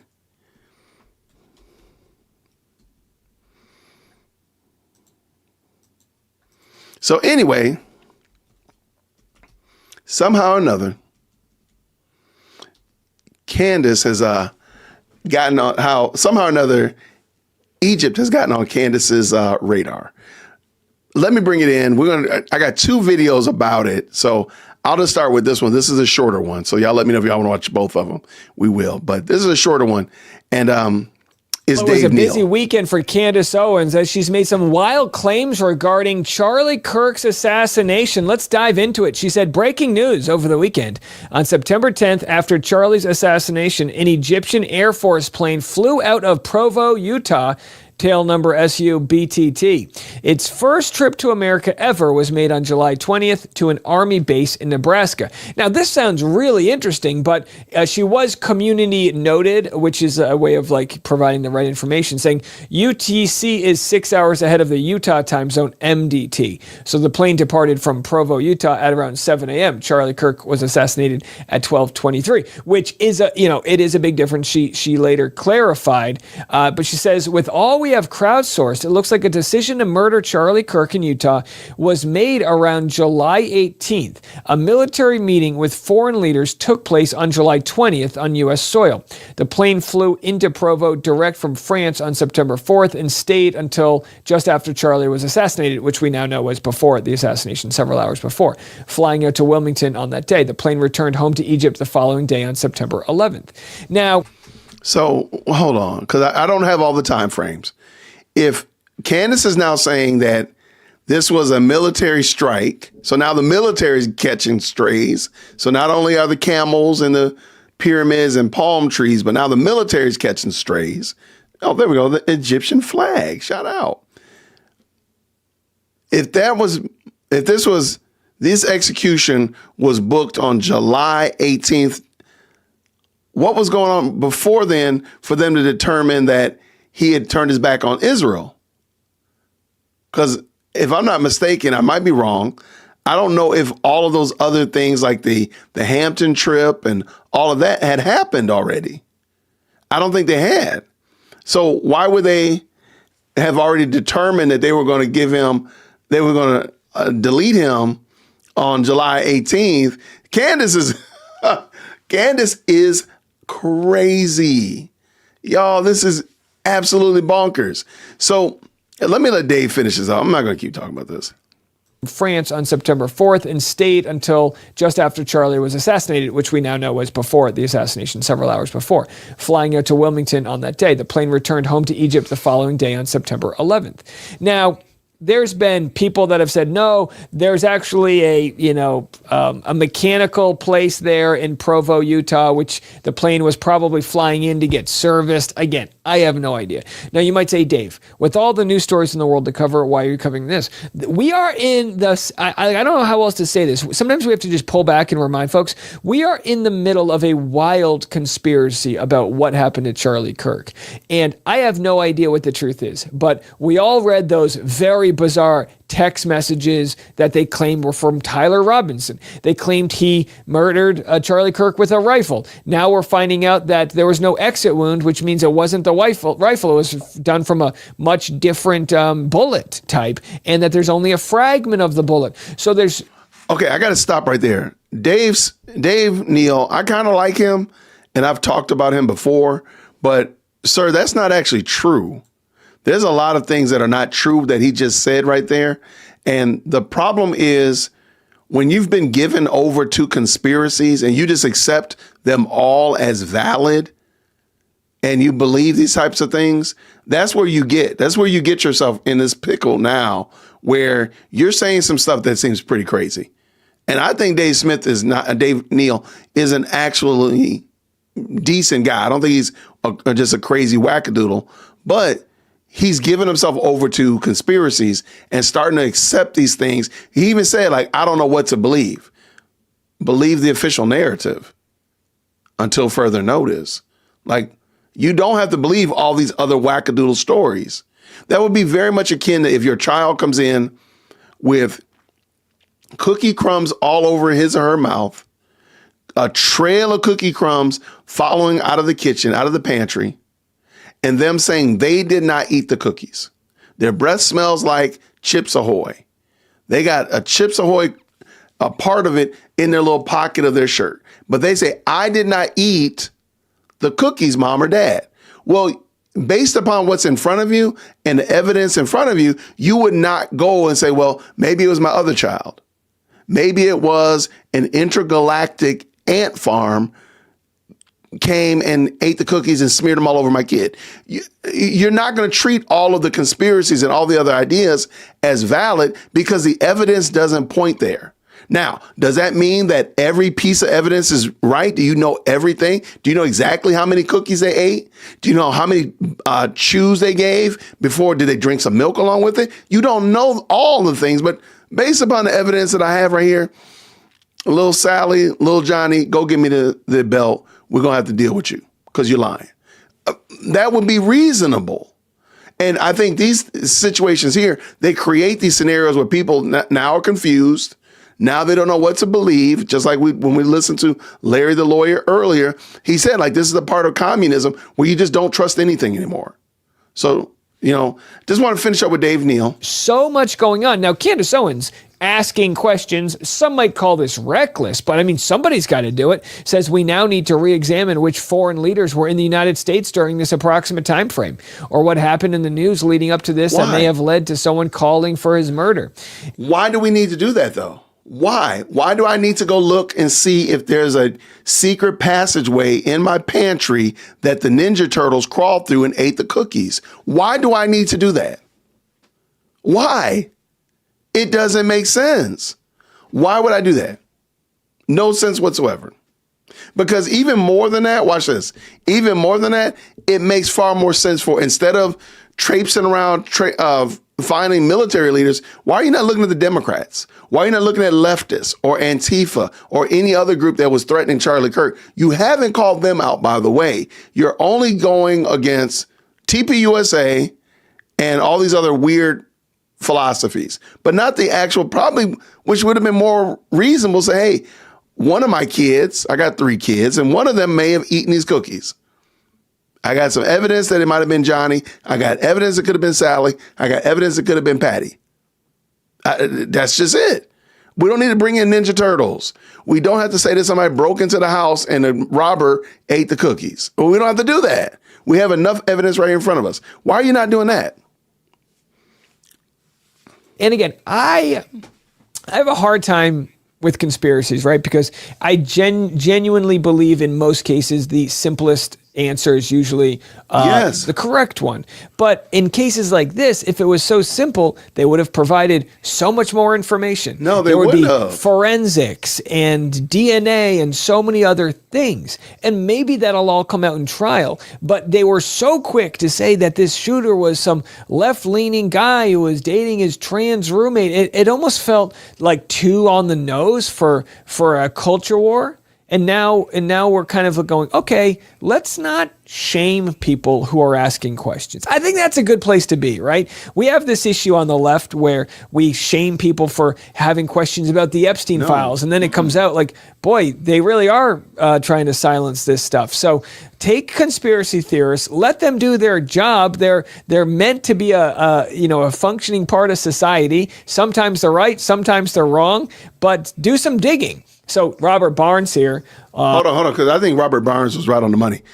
I disagree with Dave Neal. You do not have to succumb to the theories.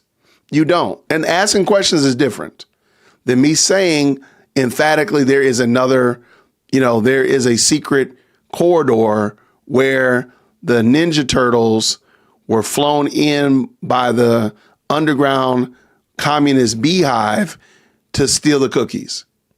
That's crazy. That's something different than saying, I wonder which one of my kids ate the cookie. I know it was a human, and it was a little human that doesn't pay taxes. So it was one of these 3 little people in my house. Y'all ate the cookies. I think it was you, but it could have been the other 3. Let's do some investigation. But I don't need to insert some other crazy theory, like, for example, that somebody came from Mars and ate the cookies. Or Santa Claus was doing a dry run for Christmas and decided to stop by my pantry and eat the cookies. That just doesn't work. So not all questions are the same. Now, most conspiracies start as questions, but not all questions are conspiracies. And we can say, I could ask a question. Which one of y'all ate the cookies? And that's my question. Not, do you think it was Santa Claus doing a dry? He's trying to bulk up. Santa Claus is he's on a bulk. So he came by and ate all the cookies out the pantry. You think that was it? No, that's not the same valid question. Which is a crazy question. A good internet lawyer, respect what he does, says to give you an idea of how lazy Candace Owens is in her research, she confused UTC, the Coordinated Universal Time, for Utah time. That's how she thought a plane that left long before the assassination was done after the assassination. That's how dumb she thinks her audience is, because it's how dumb she is. And again, I mean, I think we're giving Candace too much credit here. Like, she's banging out a bunch of tweets here about information from what might be going on. It is sketchy that this is the first time this flight has ever come to the United States, and it just so happened to be in that area. It's also sketchy that there is like flights that can just go dark and not, fly under the cover of, not reporting, their flight logs and who was on. Why do you care though? Why? I'm not trying to be funny. I live where I live. There is the the Air Force base is about 10 miles from my house. Going to the south. Going to the north, there's a private airport. And you see private planes moving all the time. Why in the world do I need to know what's going on a private plane? I'm being 100% honest with you. I mean, there are big things going on at the Air Force Base. There are probably big things going on here. Why do you need to know that? That just seems like you're muddying the waters. And now you're like, we got to look into why this plane left. Not the threats that were coming from the left. Not the threats that were coming from Antifa. Not the threats from other people who really, truly had a problem with Charlie Kirk. Nope. We got to go and besmirch Egypt. And I get Egypt involved. That's crazy work. On the flight. I mean, I think these are fair questions to ask. I don't think so. Candace says, I've been pretty clear from the beginning. Charlie was set up. Someone removed the bullet before it got to the medical examiner's office, where there was only a fragment of it left. They know exactly what kind of gun he was shot with, and they know it wasn't a rifle from a rooftop. Yeah. Well, these are the claims that they made. So when you start doubting, when you start losing trust in the government officials, and no offense, but the director of the FBI is he's kind of an idiot. I mean, he flies in and kind of, straight from the podcasting world and thinks he knows what he's doing. I mean, there's career people that do their jobs for 10, 20 years that, know how to handle these things. And they were so quick. Do you guys, honestly, how can you trust the government in this moment? They literally held off on releasing information on who the suspect was so that Trump could talk about it on morning TV the next day. That's fucking nuts. I'm sorry. That's insane. So I'm at the point now where I'll call balls and strikes on what I think is real and not. And I think Candace Owens is complicated. And I think that's fair to call it complicated. Do I believe she's in a world of trouble over the lawsuit, the defamation lawsuit with the French president? Yes, I do. With the information that I have, I think she's in trouble with that. With regards to this, I say, carry on, Candace. Keep looking into this. Keep, that tip line open and let the internet do what the internet does. So it was a whole week ago where she called out the FBI, saying they're hiding something. So what is it? News. We have now confirmed that there was indeed a woman who was with the shooter in the footage that was captured by the houses nearby the area. And for whatever reason, the FBI has not yet released or even acknowledged that footage exists. This is absolutely huge, actually. I think this is the biggest thing that we have uncovered since the beginning of this investigation. I didn't want to come out and say that it was a fact that there was a woman with the shooter without any proof. We had no proof outside of this person, and what she was saying felt real to me, definitively, but I needed something more solid. Well, we came across something more solid. Take a listen. If you time how long it took him to get from that little part over to here, was way longer than it should have been. So I wondered if the girl had given him stuff, like if there is an accomplice. Sorry, you're filming. And it said right here, that picture from Sam's across the street. All right, so for those listening to the audio only, they're questioning if there was an accomplice. So was Tyler Robinson a lone gunman like they said? Was there an accomplice? This is from a week ago. Now Candace is saying maybe the Egyptian military is involved. It's insane. And again, we'll see how it all plays out in the trial. I do believe that Tyler Robinson will get a fair trial. I really do. I having heard what the judge had to say, I think that he'll get if he's set up, prove it. In today's world, there's digital footprints, prove it. So again, we'll have to see how that all plays out. I'm sorry, Dave. I disagree with Dave.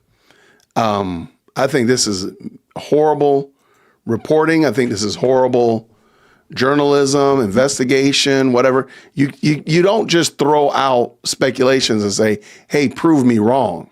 That's crazy work.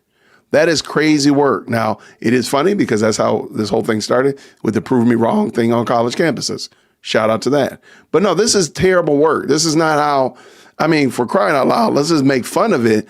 You never see Columbo doing this. You don't see Kojak doing this. Let's go back. Let's bring it into the modern parlance. You don't see Law and Order doing this. You don't see them saying, hey, I'm just throwing out a theory, prove me wrong. You don't see, what's that, Chicago PD? They don't say this. They're running with facts, and they're going where the facts lead.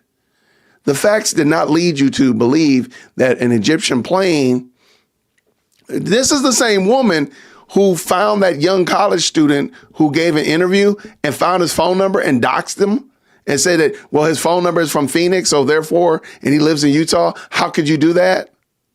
And I'm like, everybody in the comment section was like, there were so many different ways that people are like, yeah, I got a phone number from when I used to live where I was in college, but now I live somewhere else now. That's just normal practice. And just because this is the first time a plane has been in the area, it's got to be scrutinized. That's crazy work. That is insane. I mean, there are so many reasons why this could be the first time a plane came. And just because it coincidentally coincides, and shout out to that when we watched Frank Turek, and he was talking to the criminal investigator.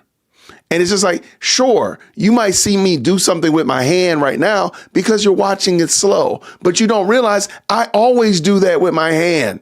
It's not something new. It's the same thing I've been doing every day. And I think Candace, because she just wants there to be some conspiracy. Now, I don't know why, and I'm not impugning motive or why she wants to do it, but it just seems like all she wants there to be is something, some other what you do, what's going on, what's happening, instead of just saying, okay, this is what is. What is what we have in front of us, and leave it alone. Now, we can still ask more further questions. Nobody is saying don't ask further questions. You have not heard me say that. What I am saying, however, is throwing out conspiracies is crazy work. And that, I think, needs to be considered and thought about. So absolutely, that's what we need to do. I see you right there. Shout out to Rosalind Review. She said, Jason, are you coming on my podcast tomorrow? I believe I am. Let me double check what my time is. I believe it's on my calendar. It should be, at least. I remember sending an email. But so just looking at Candace right there, I really think that we really need to consider and reevaluate, if you will, reconsider how we approach this. And again, we're not saying you cannot ask questions. Throwing out unverifiable conspiracies is the problem.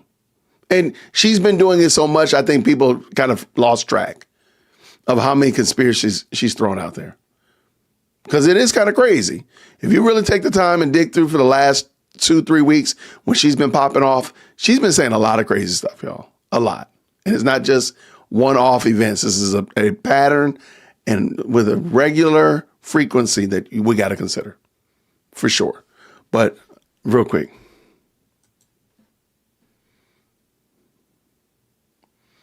I'm just looking here. Just checking out what I'm doing real quick.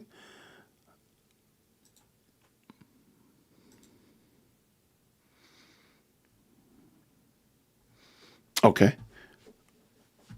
There we go. But let me know what y'all think. Let's see what the best live chat on the internet says as well. I'd love to have Rob Barnes. Come on, man. Rob Barnes is great people. I see you, Roz. I'm going to get back to you in a second, in a heartbeat. A drama llama is crazy. Yes, thank you for the $2 super. Rosalind, thank you so much. Right.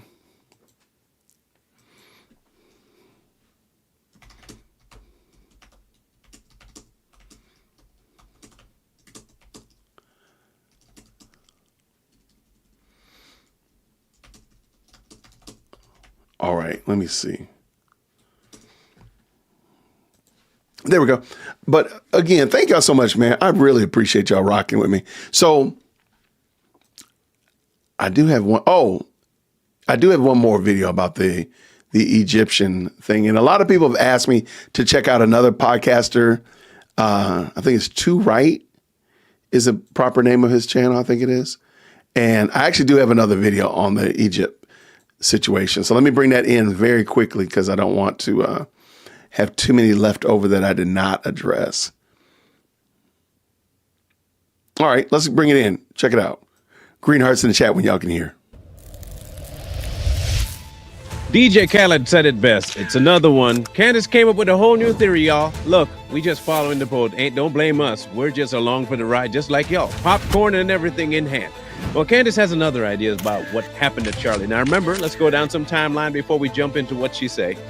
Let's go over the many people that she has blamed for what has happened to Charlie Kirk. It was Israel, it was the FBI, it was U.S. government force, it was the Bee Hive, whatever cult they were. It was TPUSA, it was his wife, it was everybody. Everybody had a hand in something that happened to Charlie. Even Charlie himself, he might have brought this on himself. It was Bibi Netanyahu. Man, look, well, we got to know what to add to the list. And that other one is now the Egyptian government. Now I'm not, I said, I'm not making this up. I'm just telling you what your girl say. She say that she has a new theory about who was involved because it seemed, it's just kind of weird. That's kind of weird. Everything is kind of weird. If it's kind of weird, it must be fact. That's Candace's new thing. She doesn't know, but she knows. Okay. Her tweet. Now, mind you, remember, she's going on vacation and she decided to just, do a fadeaway three-pointer, nothing but net, and then walk out the arena. That's what she thinks she did. But what actually happened was she threw the three and it bricked, and she walked out thinking everyone was cheering, but we're not. September 10th, Charlie assassination, the Egyptian Air Force plane flew out of Provo, Utah. She gave you the number. It was his first trip ever made to U.S. On July 20th and to an Army base in Nebraska. And Tyler Robinson must have some pretty powerful friends. There are a couple of things, and as soon as she tweeted it, internet sleuths start to look at certain things, and they found some, oddities. And the biggest oddity was that she couldn't tell time. I'm just saying what they say. Again, don't hit me. I'm just, consider me the mouthpiece for what was said. Okay, cool. She couldn't tell time because she's looking at a certain time frame, and the time frame that she's looking at ain't the time frame at all. At least that's what they're saying. They're now telling you that, what she's looking at was not the time in Utah, but it was 1308 UTC. Now, if you know, that's not Utah time with a C on the end. I don't know what would have meant, but that's not 1 o'clock or 1:08. That's actually 7:08 a.m. Utah time. And it seems as though Candace may have made a conflation about the two. And the problem is that she even acknowledged that she got the time wrong and still is saying that it could possibly be the case. This was another tweet she put out there, and I'll let you see it because I have to have you see it in order for you to believe it, because it's kind of, again, weird. Okay, I stand corrected on the departure time of the Egyptian Air Force plane. It left just before Charlie was assassinated. Before. Okay, shout out to Too Strong. I just wanted real quick, because he mentioned something I wanted. This is Candace Owens. Look how much enthusiasm the Lakers are playing with. More from Spain. Shaq to the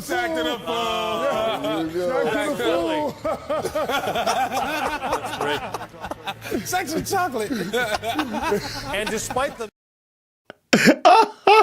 All right, let's go. And in her original tweet, it was after, which would have given her an inclination that whoever was dropped off there was also taken from there, because it was happening around the time that Charlie was assassinated. Now, apparently she can still make it work. So let's see how she does. Not after on 9/10. So still completely abnormal.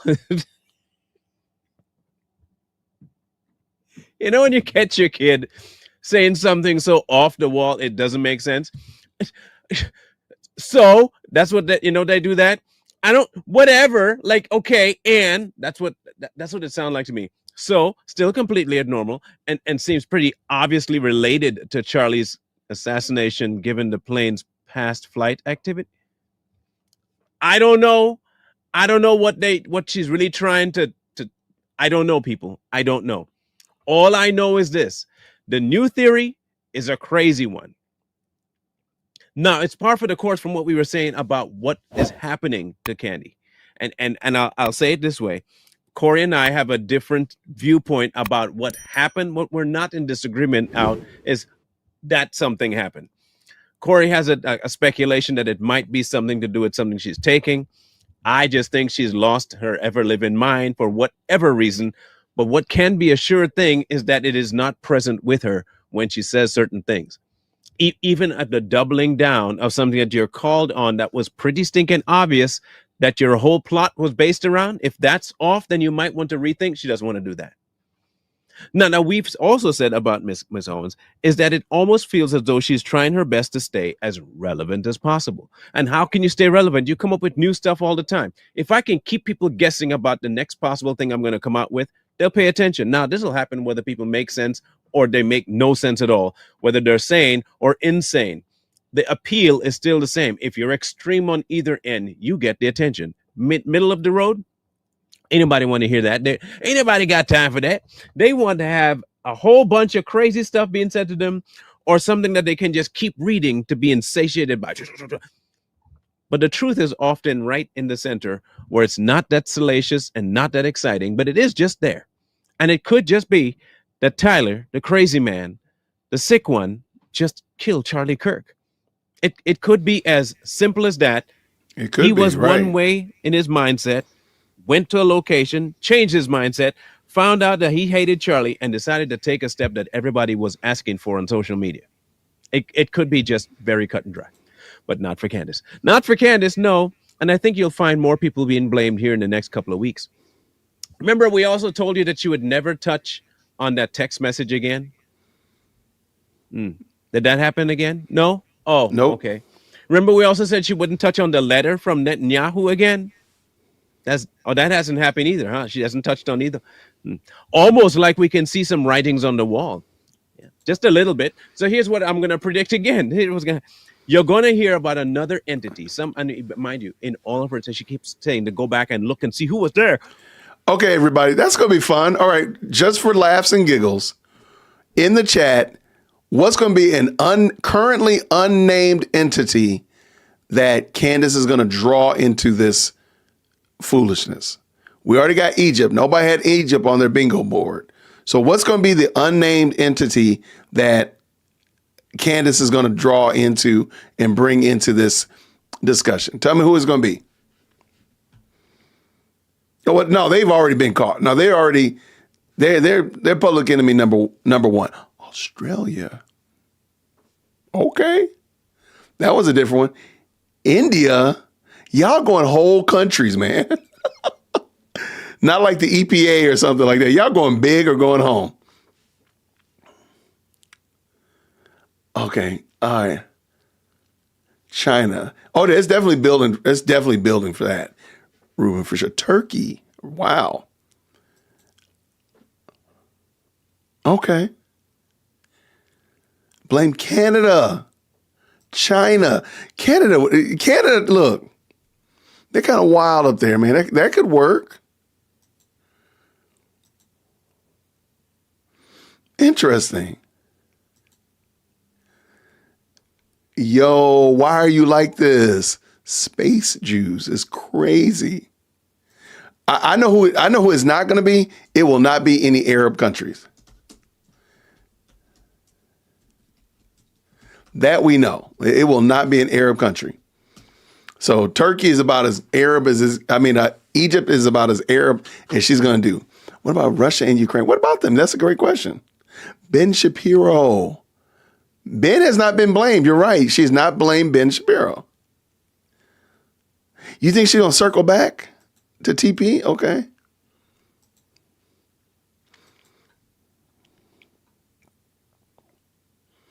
No, I was saying highly Muslim country is what I was really trying to say. Trump? How's Trump going to get into it? Now, Trump might catch. Hey, he could. France. I think she's alluded. No. She's alluded that this whole thing was to keep her off of her game with France. She's actually alluded to that. Protestants. Oh man, I can see that happen. I can totally see that coming. That's why she's saying he was going to become Catholic and Protestant. Yep. Okay, I can see that one. Vance betrayed Charlie. Wow. I hate that I can see that. I can definitely see the Protestants. Protestants gonna catch it. Oh no, this is not over. No, not by my.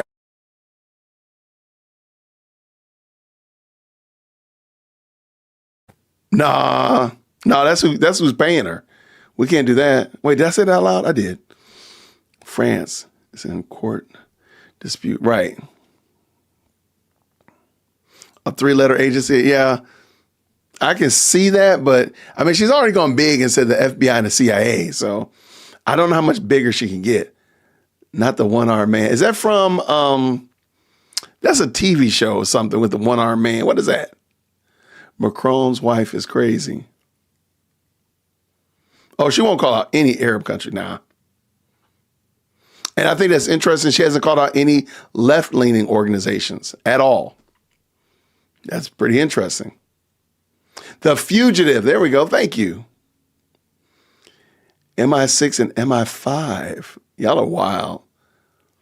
James Bond about to catch some strays. Let's finish this up. I just think that's interesting. I do think she's going to probably introduce a new theory coming back from break, or maybe even on Twitter, because she's on Twitter now. Like, what's that about? What happened? What happened? Who was at the meeting? There was a big meeting at government houses that day. You got to go check back and see who was there so we can see what other government agencies are involved. It may not just be America. It may not be Egypt. It might be some other France. It might be France. And now, hey, another theory. Bet you she'll implicate the Macrons in this so that you can say, this is why they were suing me, so they can end up doing this to Charlie and have it distracted with the lawsuit. Woo! I can see it easily happening because it sounds good coming out of her mouth to her.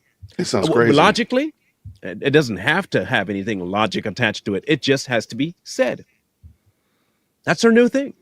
Just say it. It's like Field of Dreams. Build it and they will come. I just need to say it and it will come. It doesn't work that way, Candace. And you have not yet produced a lick, a smidgen, a iota of proof to the things you've been saying. Not a thing. I don't understand how people are listening to this lady and think to themselves, that makes sense. I don't know how you're doing it. I'm lost. I am confused as to how the logic is there that you can have somebody tell you that all they deal with is receipts and they have yet to drop one. If anyone else in any other profession told you that they had something and they couldn't produce it, you would say that they're lying to you. But with her, nah, it's okay. She just got to be careful with how she puts the information out, because if she puts it out all at once, they're gonna end her life. You don't understand, man. Sound like the Mr. Mobiling. Shout out to him, man. That is hilarious. And it's true. No, that's very much true. That is exactly how they sound. Shaggy Scooby-Doo talking to me. Scoob, look out. There's nothing there so far from what this lady's been speaking about. Nothing. She has yet to tell you the proof about it. She has yet to tell you everything that she got, even the sources that she says she's had. The sources she can't bring to the fore. Not once. So can anyone please explain to me in any way, shape, form, or fashion how this makes sense? Either you have the proof and you can run this thing down some sort of a trail, or you have no info. And if you have no info, why the hell are you talking? You say you cared about Charlie. This is what she say all the time. It was my best friend, my only friend. So I'm gonna jump in on real quick because I think this is interesting. Any journalist, newscaster, reporter, investigator, they all have the exact same experience that Candace probably is dealing with. They get a flood of information, a flood of evidence, pictures and witnesses and concrete evidence, as well as video evidence and audio. And they have to sort through what makes sense and what doesn't and follow the trail. Candace seems like everything that she gets is valid. Everything she gets is on the same level playing field.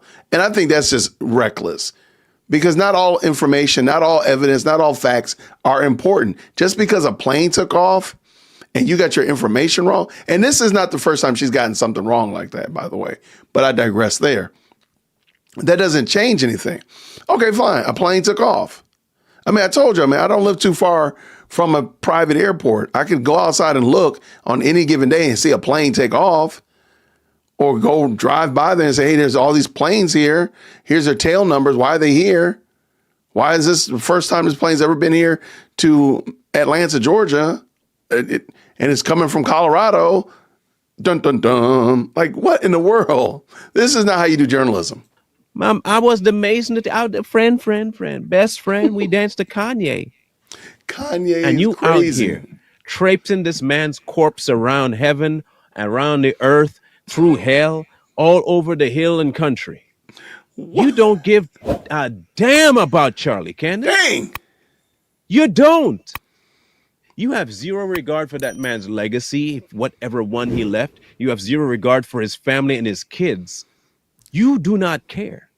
In fact, I will go on a limb and say you hated Charlie because you got burned by Charlie. For whatever reason, you hated that man.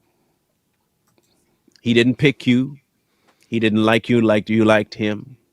Something happened, and you now hate Charlie Kirk.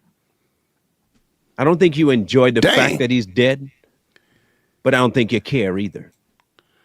I think you're going to figure some way to get your 2 cents out of him one way or another, and this is the best way to get your 2 cents out of him. Use his death. Use whatever he did to spread all your crap with no history of it, no proof of it, nothing, no paperwork, no paper trail, just your words of a feeling and a vibe. And I heard, and someone said, the trust me, bro approach is now working like spades for you. And now Egypt's behind it. At a place that doesn't have what you say they have. They don't have an army base there. Now, could you be doing all this because you really do hate everybody that crossed you? Because it seems a lot of the people that crossed you or you messed with and had bad interactions with are affiliated with the people you hate most. And it all started to happen after you've been burned and scorned by these people. After things happen with your money and your work, that's when you start to get bitter, not before.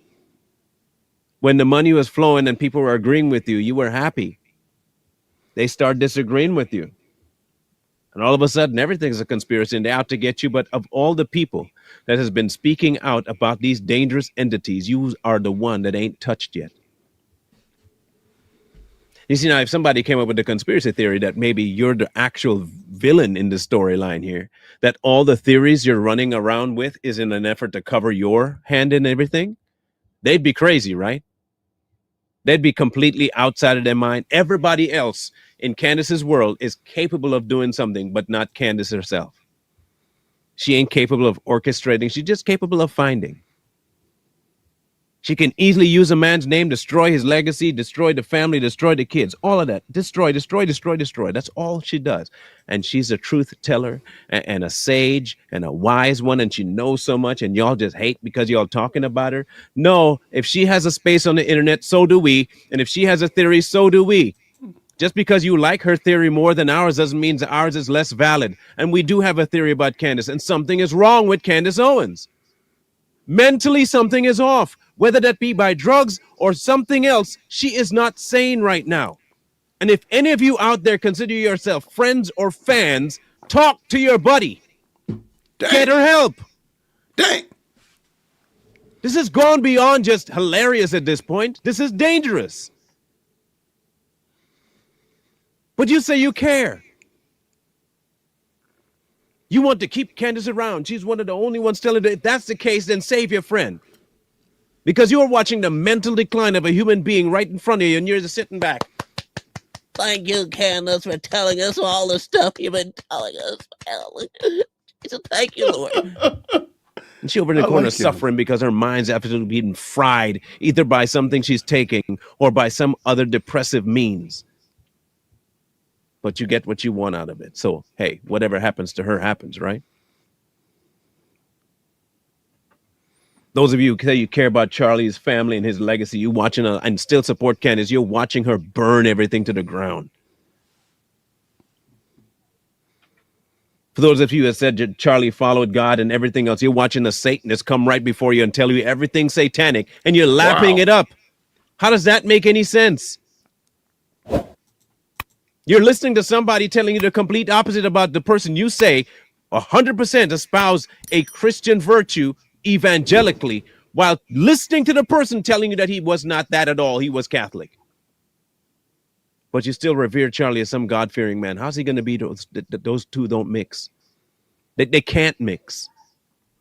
And you want us to believe that Candace is in here talking the truth for her friend, loving on him, and just trying to get to the bottom of things. Please.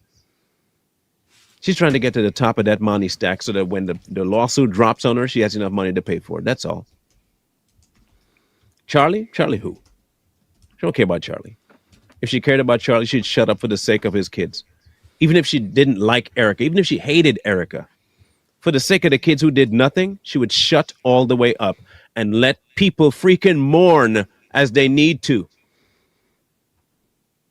Get them. Hand your info to the government or whoever is taking care of the case, because even if you think that the government's corrupt, you can't solve nothing, Candace. Your info will just be info. If you think the government's as corrupt as you say it is, they're not getting to the bottom of it regardless of how much you drop. No info is going to save this. So you must not fully believe it. Otherwise, you really wouldn't be trying to get justice, because you can't get justice out of people that don't give justice. I will ask you, though, for the sake of the two children, shut up. Drop it. At least let the children have some peace. But you can't do that. Money, fame, clicks, likes, attention is too much of a draw for you. You've been going for it since you stepped out of your teenage years. You've been aiming. Goal was to try and be seen, be known, be loved. Whatever it took, you'd be number one. You'd be top dog. And now you out here peddling everybody's to blame for one human being offed, except the person that they have in custody for it. Amazing. If y'all still want to believe Candace, even through all of her lies, do what y'all got to do. But don't come here telling us that we don't know what we're talking about. When we can decipher certain things just on it. Look, you don't even got to dig deep to see past the crap that she says. You don't. You just got to use your ears. Park whatever you think and listen, and you'll hear something completely different from what she's trying to make you believe she's saying. And once you see it, you're like, wait a minute. She lying. She out here straight up lying. Charlie was betrayed. I similarly, like I just said, had a vivid dream this weekend, and Charlie came to me and he told me that he was betrayed. Yeah. If you believe it, believe it. If you don't, at least maybe we have some hope for people who want to work through some logic. Could she be right? At this rate, right about what? Like, I don't even know what you can tell me she's right about. Look, if I have an object in some water and it's a little dot and it's a large mass of water, you know what I can do? Pick up 2 fistfuls of gravel and chuck it. Something's got to hit. I'll be right. At some point, I'll be right. Something's going to get hit. That's what she's doing right now. Whole bunch of lies and stuff that she speculates. And if something hits, she's like, see, told you. I was right. See, I'm smart. I was right.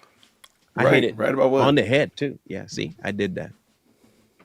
Meanwhile, 500 other theories are just sitting out there that she said was true. And nobody listening to that. Okay. Well, if that's how it is, that's how it is. We just thought we'd bring you this information so you can see for yourself that even when she's shown to be wrong, she's right. Which tells me that she has no ability to see reality. She's only seeing what she wants to see. And at the end of the day, they call that psychosis. They don't call that reasoning. They don't call that logic. They don't call that exploring both sides. They call that insanity. It's bias. And at this rate, if this was a case, you would never get to the bottom of it. There's 16 different versions of people who for sure did it because they had a for sure motive. And now we add another one. Now it's Egypt. Egypt is in the behest building. of the government. So now she's including Trump again in the assassination of his friend. Because he didn't like, and she didn't like him, because he said something to her that she didn't like. She's been ostracized from everybody, and for good reason, because she stabs people in the back. She's a backstabber. She's trifling when it comes to business. Because it's all about her. And when it's no longer about her, you see what's happening. Look at what she's doing to Charlie. She's not trying to get to the bottom of Charlie's death. Like at all. Or otherwise she'd be working with the people who are doing the same. She's not doing that. Y'all can make up your mind about it. Shout out. We have our view. We've told you about it multiple times. But in the meantime, in between time, if you have a logical solution to what she's saying about even after being called on the carpet as to why she's doing that, please leave that in the comment section below. If you don't have an answer for why she's doing what she's doing, join the rest of us because we're just as confused as you. And if some of you are still on the fence about it, tell us why you're on the fence and what it would take to be convinced that Candace has lied on multiple occasions about very serious things that she said she had proof for. We look forward to your comments on this one, and we'll catch up with you another time. All right, shout out to, I forgot the name of that one already. Somebody put in there, is it Too Strong? Shout out to them, man. That was a great one. That was passionate. That brother, we're going to end it on that for sure. But man, it is, I had the clip and then, of course, I downloaded earlier this morning, so I don't remember where it was. I'm sure somebody's already put it in the chat. But okay, shout out to him for sure though. That was on the money though. That was exactly what we needed. I don't see the name of it. Where is it, Jason? But I appreciate it though. Thank y'all so much for tapping in. Thank you so much for rocking with us today. That was a good one. So I'm hoping that tomorrow we will be able, actually, I just remembered. I'm taking President Firstborn to the airport. I got some good videos coming up tomorrow. So that'll be definitely up there tomorrow. I'm going to go double check and make sure we got that right. But I got to take her to the airport and we're going to go pick up one of her girlfriends for lunch. And then we're going to hang out and then we're going to go to the airport. So yeah, that's a great video. So that's what I know for a fact. But I appreciate y'all rocking with me. Thank you so much for the support. Thank you to the moderators. Let me say also thank you to these very kind supers. I don't think I hit all of them. Shout out. Brian says this, now that there is a peace deal, I wonder what narrative Candace is going to spew. Go on Twitter and let me know because I'm pretty sure Black Sigma with the $5 super, she's already started it already. So just go check it out and get back to me because I'm pretty sure it's out there already. And again, another 2, he says, Candace's false narratives will be spread thin. And a lot of people are realizing it. I just wish more people had realized that what she's saying doesn't make sense. It's foolishness. Thank you very much for this last $2 as well. Oh, I forgot who leaked the group text. The group chat to Candace. That's another. Now that one, I would like to know that one. Now that doesn't have to be, but see, that doesn't have to be a conspiracy. I just think that that's inappropriate to link it. But in the discussion about the leaked text message, it kind of goes back to either TPUSA or Israel. That's that whole Israel TPUSA did it narrative and the Jewish donors. Remember that? So I just want to know, I think that's inappropriate for you to share somebody's message. And if Andrew sent it to the government or to some authorities, how did it get from the authorities to Candace? That's what we need to find out because that's inappropriate. But let me know what y'all think about it for sure. Everybody, y'all have a great rest of the day. Happy Monday to you all. Hopefully you have a fantastic day planned. Go ahead and enjoy the rest of your day. Enjoy your family, all that kind of good stuff. We're going to see you all real soon. Until then, grace and peace. Take care. Thank you so much for tuning in to another episode of the Jay Witt Podcast. If you enjoyed today's show, please do me a favor and hit me up with that 3-piece special. Like the video, subscribe, and of course, share it with somebody who would also enjoy this type of content. And make sure you leave a comment because I do pin the best comments to the top. So thank you so much for tuning in today. And until next time, everybody, grace and peace.